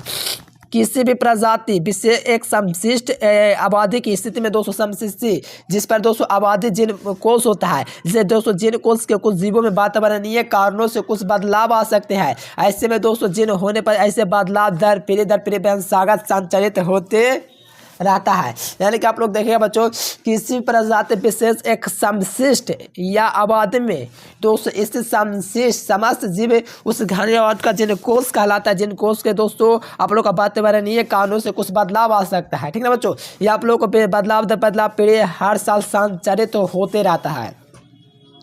ये है वो क्वेश्चन दोस्तों जो आपके सीधे परीक्षा में फाड़ देगा पूछ के। ठीक है ना, तो एक एक क्वेश्चन को समझ लीजिए और कर लीजिए।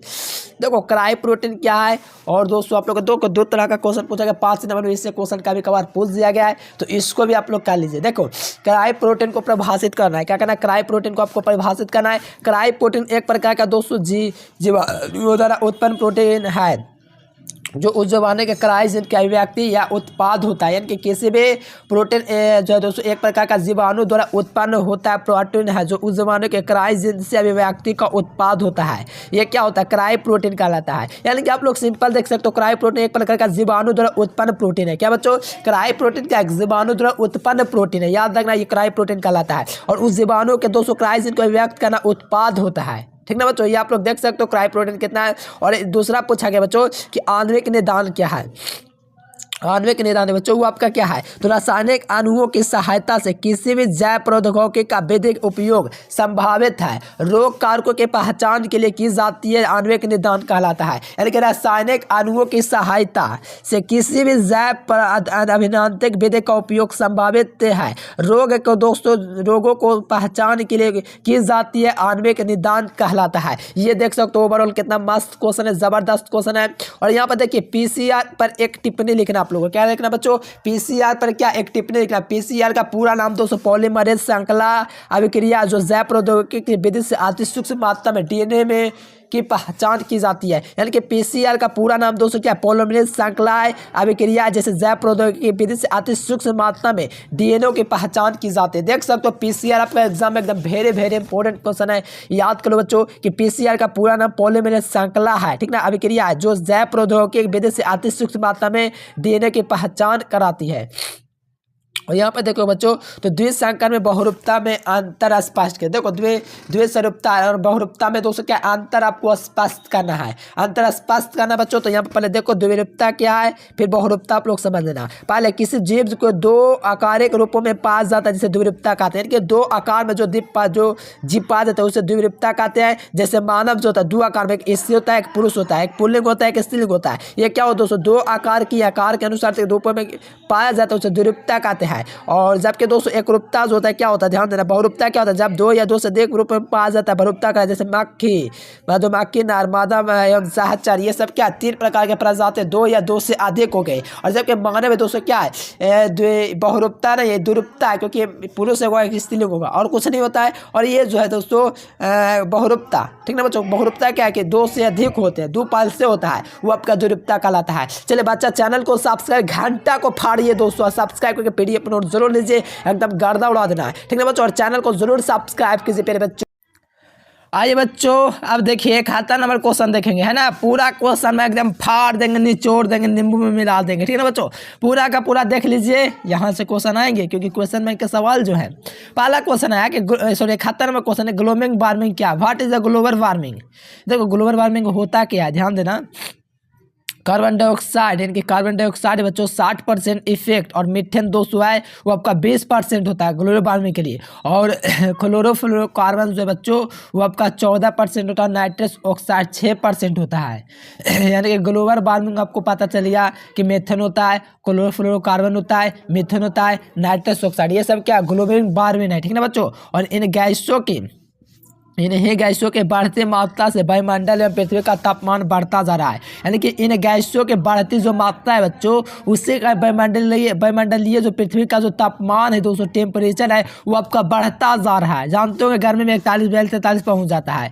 इसके चलते विचित्र जलवायु परिवर्तन जैसे कि नीला प्रभाव होते हैं, यानी कि इससे विचित्र प्रकार यानी कि विभिन्न प्रकार के जलवायु परिवर्तन होते हैं, ठीक ना बच्चों, जलवायु परिवर्तन होते हैं। और ऐसे जो होते हैं दोस्तों, ऐसे नील प्रभाव कहलाते हैं, यानी कि ऐसे जो होते हैं दोस्तों विचित्र प्रभाव नीनो प्रभाव कहलाते हैं। और पृथ्वी के तापमान में होने वाली वृद्धि जब विश्व स्तर पर विचार किया जाता है तो इसे वायुमंडलीय तापन या ग्लोबल वार्मिंग किया जाता है। यानी कि इसका निष्कर्षण जब पूरे विश्व में किया जाता है कि ऐसा हो रहा है, क्यों हो रहा है, क्या हो रहा है, तो इसका एक नाम दिया जाता है, जैसे हम लोग कहते हैं ग्लोबल वार्मिंग, ठीक ना बच्चों। आपको ये पूछा जाता है ग्लोबल वार्मिंग के प्रमुख है, ग्लोबल वार्मिंग से प्रभावित प्रमुख है गैसों का नाम लिखे, जिसमें आप लोग लिख देना carbon dioxide, methane, chlorofluorocarbon, nitrous oxide, ये सब जलवायु परिवर्तन के मुख्य दोस्तों कारक है।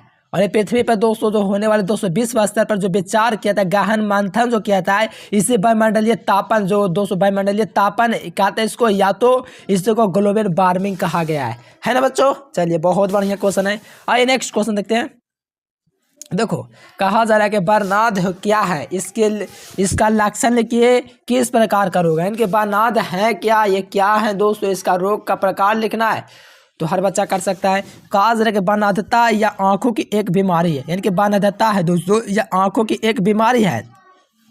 इस रोग से ग्रसित रोगी दोस्तों लाल एवं हरे रंगों की पहचान नहीं कर पाते हैं। इस रोग से दोस्तों संबंधित जीन जैसे एक्स क्रोमोसोम पर पाया जाता है एवं सामान्य दृष्टि वाले दोस्तों एलील को समझ या प्रभावित दोस्तों होते हैं या वायुमंडलीय बेकार है। यानी कि समझ में है कि नहीं, यानी कि ध्यान से समझना, ये जो बनता है दोस्तों ये आंखों की एक बीमारी है। पहला लाइन आप समझ गए, बनता है दोस्तों या एक आंखों की बीमारी है। क्या बच्चों, एक आंखों की बीमारी है। इस रोग से ग्रसित दोस्तों रोगी होता है, ग्रसित रोगी जो होता है लाल एवं हरे रंगों की पहचान नहीं कर पाता है। यानी कि इस रोग से जो ग्रसित व्यक्ति होगा दोस्तों लाल और हरा रंग जो होता है उसको पहचान नहीं पाता है। इससे पता चला कि वनतता रोग है, ठीक ना बच्चों। और इस रोग से संबंधित जीन एक्स क्रोमो पर पाया जाता है, यानी कि ये जो रोग होता है दोस्तों, इस प्रकार के संबंधित जो जीन होते हैं जो हरे और लाल रंग को पहचान नहीं कर पाते हैं, यह एक्स क्रोमोसोम में पाया जाता है, ठीक ना बच्चों। एवं समान दृष्टि वाले एलील को साथ में समान दृष्टि वाले एलील के समाज यह अप्रभावी होता है, और समान जो दृष्टि वाला दोस्तों एलील होता है उसको यह समाज के क्या होता है, अप्रभावी होता है। और यह दोस्तों एक मंडलीय विकार है, यानी कि ये एक दोस्तों एक मंडलीय विकार है। आप लोग मेंडल का पढ़े होंगे तो उसी प्रकार का एक ये बेकार है ना बच्चों। चलो बहुत ही मस्त क्वेश्चन, इसको कर लेना एग्जाम के लिए। और देखो यहाँ पर है बच्चों कि संयोजक और ये क्या है, व्हाट इज द कॉन्सेप्टिव टिश्यू, बताइए बच्चों यहाँ पर संयोजक कड़े क्या है। तो ध्यान देना, योजक या संयोजक कड़े, ठीक ना बच्चों, कनेक्टिंग लिंक। कुछ ऐसे जंतु जो जंतुओं के दो दलों के बीच दोस्तों रिक्त स्थान की पूर्ति करते हैं, यानी कि जो जंतुओं के बीच दोस्तों दो दलों के रिक्ति को पूर्ति करते हैं, एवं इन जंतुओं में दोनों दलों के जंतुओं के लक्षण पाए जाते हैं, यानी कि वे जंतु जिनमें दोनों दलों के लक्षण होते हैं उसी को संयोजक कड़े कहते हैं। ऐसे जंतुओं को क्या कहते हैं, योजक कड़े या संयोजक कड़े कहते हैं। परिभाषा एकदम लॉलीपॉप है जी, ठीक ना। ऐसे जंतु जिनमें जंतुओं के दो दलों के बीच रिक्त स्थान की पूर्ति करते हैं, इन जंतुओं के बीच दोस्तों क्या होता है, जंतुओं का लक्षण पाया जाता है, ऐसे जंतुओं को योजक कड़ी कहते हैं। ये है कमाल धमाल भौकाल क्वेश्चन। आइए बच्चों 74 नंबर देखिए, कहा जा रहा है कि एकल संकरण एवं द्विसंकरण में अंतर लिखिए, ठीक ना बच्चों। तो एकल संकरण कौन से बच्चों, कि जब दो पौधों के बीच इकाई लक्षण के आधार पर संकरण कराई जाती है तो इसे संकरण क्रॉस कहते हैं। यानी कि ध्यान देना, एक संकर क्रॉस क्या है, एक संकर क्रॉस जो पौधों के बीच इकाई लक्षण का आधार पर, इकाई लक्षण के आधार पर दोस्तों, ठीक ना, आधार पर ये क्या संकरण कराया जाता है, तो इसी को संकरण क्रॉस कहते हैं। और द्वितीय संकर क्रॉस क्या है, जब दो विपरीत पौधों के बीच अलग लक्षण के आधार पर संकरण कहा जाता है तो इसे द्विसंकर क्रॉस कहते हैं। क्या कहते हैं तो द्विसंकर क्रॉस कहते हैं। ये सब काफ़ी आम क्वेश्चन है जो कि आपके सीधे परीक्षा में पूछा जाएगा बच्चों, याद कर लेना, ठीक ना बच्चों। द्विसंकर क्या, एक संकर क्या, एक संकर जो होता है दो पौधे के बीच इकाई लक्षण का एक आधार संकरण कराया जाता है दोस्तों, तो आपका एक संकर क्रॉस कहलाता है। वही द्विसंकर जो है दोस्तों, जब दो विपरीत पौधों के बीच आधार अलग अलग लक्षण के आधार पर संकरण कहा जाता है तो द्विसंकर कहते हैं। चलिए बहुत ही खास क्वेश्चन था ये बच्चों। नेक्स्ट क्वेश्चन देख लेते हैं। देखो यहाँ पर mRNA और tRNA में अंतर आपको लिखना है, ठीक है बच्चों। यहाँ पर mRNA और tRNA में आपको अंतर लिखना है, तो हर बच्चा लिख सकता है, हर हाल में इसको याद कर सकता है। देखो mRNA जो होता है दूसरे जीवाणु में पाया जाता है, क्या होता है, यह जीवाणु में पाया जाता है, कौन, mRNA। और tRNA बच्चों यह अमीनो अम्ल में पाया जाता है, ठीक ना बच्चों। यहाँ पर mRNA आपका किस में पाया जाता है, जीवाणु में पाया जाता है, जबकि tRNA दोस्तों ये आपका अमीनो अम्ल में पाया जाता है। और देखो प्रोटीन संश्लेषण करता है, जो mRNA होता है बच्चों ये क्या कहता है, प्रोटीन का संश्लेषण करता है। और जब को tRNA बच्चों यह आनुवांशिक कूट को पढ़ने या काम करता है। देखिए आनुवांशिक कूट को पढ़ने का काम करता है, यानी कि देखोगे ये प्रोटीन संश्लेषण mRNA करेगा और tRNA बच्चों यह आनुवांशिक कूट को पढ़ने का काम करेगा, ठीक है ना दोस्तों, रीड करने का दोस्तों काम करेगा, है ना। और ये आपका दोस्तों ये वाला आप लोग का दोस्तों mRNA टेम्पलेट प्रदान करते हैं, टेम्पलेट प्रदान करता है। और जबकि tRNA जो होता है बच्चों ये RNA हस्तांतरण के दौरान होता है, यानी कि यह RNA के हस्तांतरण के दौरान होता है ये वाला, कौन, तो tRNA ये टेम्पलेट प्रदान करता है। ये सब देख सकते हो काफ़ी हौला क्वेश्चन है, हर बच्चा याद कर सकता है, तो हर हाल में याद करके एग्जाम में फाड़ दीजिए, क्या फाड़ दीजिएगा बच्चों का एग्जाम में जा करके। चलो इसे 4 यौन संचालित रोगों का दोस्तों कारण एवं रोगाणुओं के साथ लिखिए। तो देखो आपको लिखना बच्चों 4 ही यौन संचालित रोग एवं उनके नाम को आपको लिखना है ना बच्चों। तो यहाँ से देखिए यौन संचालित रोग एवं कारक, देखो यौन संचालित रोग एवं कारक देखिएगा तो यहाँ पर देखिए यहाँ पर आपका क्या, एड्स, ह्यूमन दोस्तों इम्यूनोडेफिशिएंसी वायरस, ये भी आपका क्या है दोस्तों, एड्स ह्यूमन दोस्तों, ये जो होता है आपका क्या होता है, तो आप लोग का एड्स ह्यूमन रोग जो होता है इम्यूनोडेफिशिएंसी वायरस होता है, ये आपका रोग हुआ इसका दोस्तों रोगाणु के साथ हुआ। और यह हार्पिस है दोस्तों, जो कि स्लीपेक्स वायरस दोस्तों क्या होता है, स्लीपेक्स वायरस 2 से होता है। और साथ में सिफिलिस होता है ये आपका ट्रोपोनिमा पैलिडियम एवं बैक्टीरिया से होता है। और गोनेरिया जो होता है बच्चों नेसरेरिया और गोनेरिया और बैक्टीरिया से होता है, ठीक है बच्चों। ये सब क्या है इसके दोस्तों रोग और साथ में रोगाणुओं का नाम है, यानी कि संचालित रोग के नाम और कारण भी आपका लिखा हुआ है। ये जो होता है दोस्तों जैसे कि ह्यूमन ह्यूडर से दोस्तों इम्यूनोडेफिशिएंसी वायरस के कारण होता है, और हार्पिस दोस्तों जो होता है बच्चों हार्पिस वायरस 2 के कारण कारण होता है। ये सब आपका पूरा पूरा लिख दिया गया है, आराम से आप लोग याद कर लीजिए, एकदम हर हाल में याद करके जाइए, एग्जाम में फाड़ दीजिएगा। चलिए बच्चों यहाँ पर आइए, मरुस्थलीय पौधों के पारिस्थितिक अनुकूलन का उल्लेख कीजिए। यानी कि दोस्तों आप लोग को उल्लेख करना है मरुस्थलीय पौधे के पारिस्थितिक अनुकूलन का। तो बच्चों जवाब है कि मरुविद्यों में पारिस्थितिक अनुकूलन दोस्तों मरुविद्य पौधों में निम्नलिखित पारिस्थितिक अनुकूलन पाए जाते हैं। यानी कि मरुविद्य दोस्तों जो पौधे होते हैं, मरुविद्य जो पौधे होते हैं पारिस्थितिक अनुकूलन, यानी कि मरुविद्य पौधे में निम्नलिखित परिस्थितिक अनुकूलन पाया जाता है, जिनमें पहला जो होता है बच्चों यानी कि लंबाई बढ़ना। क्या बच्चों, इनके लंबे जड़ें बहुत लंबी हो जाती है, अर्थात ये बढ़ जाता है बहुत ज़्यादा, यानी कि इनके जड़ें दोस्तों बच्चों होता है बच्चों वो आपका बहुत लंबा होता है एवं मोटा होता है, मिट्टी के नीचे अधिक गहराई तक जाती है, यानी कि इसके जड़ें दोस्तों मिट्टी की अधिक गहराई तक पहुंचेगी। और यहाँ पर थोड़ा सा नीचे आएगा बच्चों, तो इनके तने जल संचय के लिए दोस्तों मांसल और मोटे होते हैं, यानी कि इनके जो तने जो होते हैं दोस्तों जल संचय करने के लिए मांसल और मोटे होते हैं। ठीक ना बच्चों, यहाँ पर देखिए पातियों में जल संचय के योग्य उत्तक होते हैं, यानी कि पातियों में जल संचय करने के योग्य उत्तक होते हैं। ठीक ना बच्चों, और यहाँ पर दिया गया बच्चों कि रंध्र स्राव में दोस्तों धंसे रहते हैं। कौन बच्चों, ये आपका मरुस्थलीय जो पौधे होते हैं रंध्र स्राव में जड़े होते हैं, जैसे नागफनी हो गया। देखो यहाँ से आपको याद रखना है मरुस्थलीय पौधे क्या क्या होते हैं, नागफनी हो गया, यूफोर्बिया हो गया, ओमेजोन हो गया, एकोसिया हो गया। ठीक ना बच्चों, एकोसिया, ये सब क्या है मरुस्थलीय पौधे के परिस्थिति के अनुकूलन है बच्चों, जो कि हर हाल में आपको याद करना है ताकि एग्जाम में आप लोग फाड़ सकें एकदम बिल्कुल। ये सब क्वेश्चन हर हाल में याद करना बच्चों, कैसे क्या होता है पूरा मैंने आपका लिख दिया है, जो कि एग्जाम के लिए लाजवाब क्वेश्चन है। चलो यहाँ पर देखो बच्चों वायु परागण क्या है, वायु परागण पुष्पों के उदाहरण के साथ लिखिए। देखो वायु परागण दोस्तों क्या, इसके वायु परागण पुष्पों का आपको नाम लिखना है ना बच्चों। देखो एग्जाम में एक भी क्वेश्चन नहीं छूटा, किसी हाल में बना ही लेना है। आए बच्चों, वायु परागण इस प्रकार के परागण में हवा झोंक के साथ परागण एक पुष्प से दूसरे पुष्प तक पहुंचते हैं, यानी कि झोंक से झटका से पहुंचता है। कि वायु परागण इस प्रकार के परागण में हवा जो होता है दोस्तों हवा के झोंक के साथ, यानी कि हवा का जो झोंक आप लोग देखोगे बड़ी तेजी से आता है, कभी बड़ी देर से आता है, तो उसे वायु परागण होता है बच्चों। यहाँ पर आपका दोस्तों होता है हवा के झोंक के साथ परागण के साथ पुष्प तक दोस्तों क्या होता है पहुँचता है, झोंक के झटके के साथ पहुँचता है। और वायु पुष्प के दोस्तों में पुष्पों में आकर्षण होता है, ध्यान देना, जो वायुगत पुष्प में जो आकर्षण है इसी के साथ दोस्तों झोंक आता है तो दूसरे छोर पर पहुंचता है, और मकर ग्रंथियां और सुगंध का अभाव होता है। देखो इसमें आकर्षण तो होता है बच्चों आकर्षित करने का, इसीलिए तो दोस्तों एक झोंक से दूसरे झोंक तक पुष्प में दोस्तों पहुंच जाता है, क्योंकि इसमें आकर्षण होता है। और साथ में मकर ग्रंथियां का सुगंध का अभाव होता है, कि इसमें जो होता है दोस्तों सुगंध होना चाहिए, जो कि इसमें नहीं होता है। इसी कमी के लिए दोस्तों फूलों में दोस्तों असंख्य परागण बनते हैं, यानी कि ये जो कमी बच्चों ना धमकने की ना सुगंध आने की,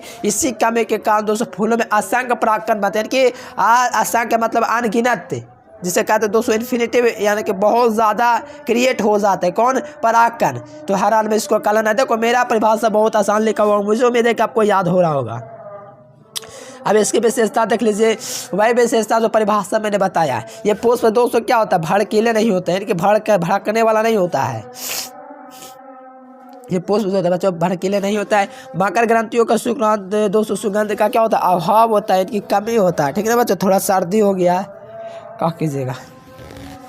ये प्राय छोटे ही होते हैं तो आप लोग जानवे करते होंगे। चलिए परागण की संख्या अनगिनत होते हैं, मैंने बोला ना असंख्य होते हैं, मैंने अनगिनत मैंने कि अनंत होते हैं परागणों की संख्या। ये सब देखो परिभाषा से पता चल रहा है आप लोग का अंदर, आराम से आप लोग याद करना।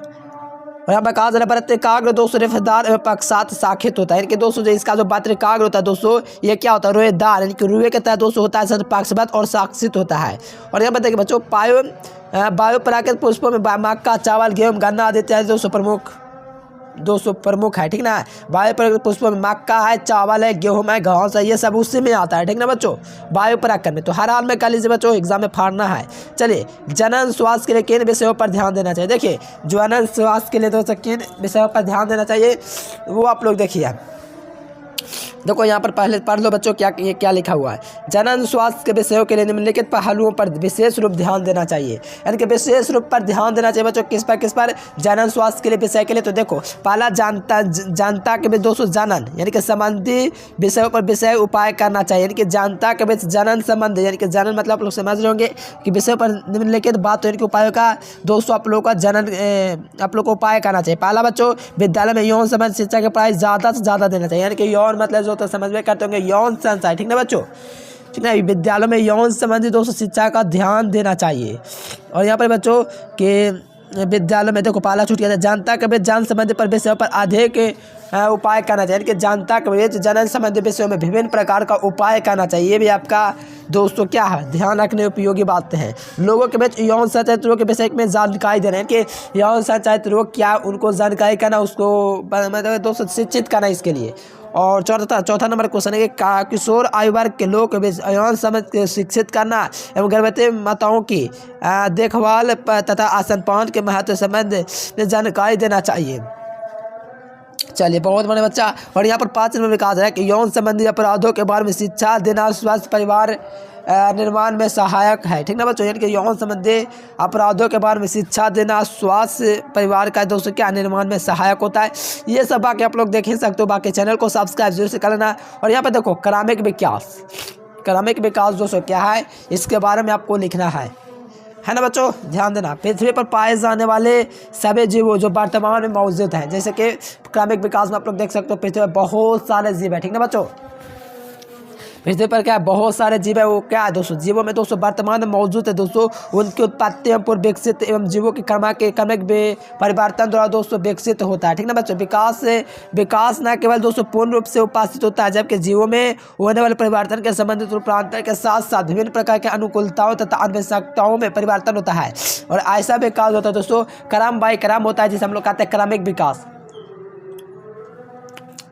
ओवरऑल आप लोग देख सकते हो कितना आसान क्वेश्चन है। और जो बच्चा पीडीएफ नोट्स नहीं लिया जरूर से लेना बच्चों, ऑल सब्जेक्ट का अभी ऑफर आपके लिए चल रहा है। ठीक है बच्चों, जल्दी से ले लीजिएगा, प्रयास कीजिएगा लेने का। और देखिए, और जो बच्चा चैनल को सब्सक्राइब नहीं कर फटाफट कर लीजिएगा बच्चों। देखो टेस्ट ट्यूब क्या, देखो आज के लिए फिलहाल इतना है कि बच्चों ये क्वेश्चन में कुछ हाथ से क्वेश्चन और एक पार्ट लेकर आऊँगा बच्चों, उसमें प्रयास करूँगा कि और भी क्वेश्चन करवा दूँ। ठीक ना बच्चों, आप लोगों को पसंद है वीडियो तो लाइक करके चैनल को सब्सक्राइब जरूर से करना। और पीडीएफ नोट्स के लिए मैं आप लोगों का नंबर दे रहा हूँ बच्चों, उस नंबर पर कॉन्टैक्ट करके ऑल सब्जेक्ट का जरूर से लेना। ये मेरा नंबर है बच्चों 9142519134, इस नंबर पर कॉन्टैक्ट करना और ऑल सब्जेक्ट का पीडीएफ नोट जरूर से लेना है। आज के लिए फिलहाल इतना ही। Thanks for watching this video. जय हिंद, वंदे मातरम।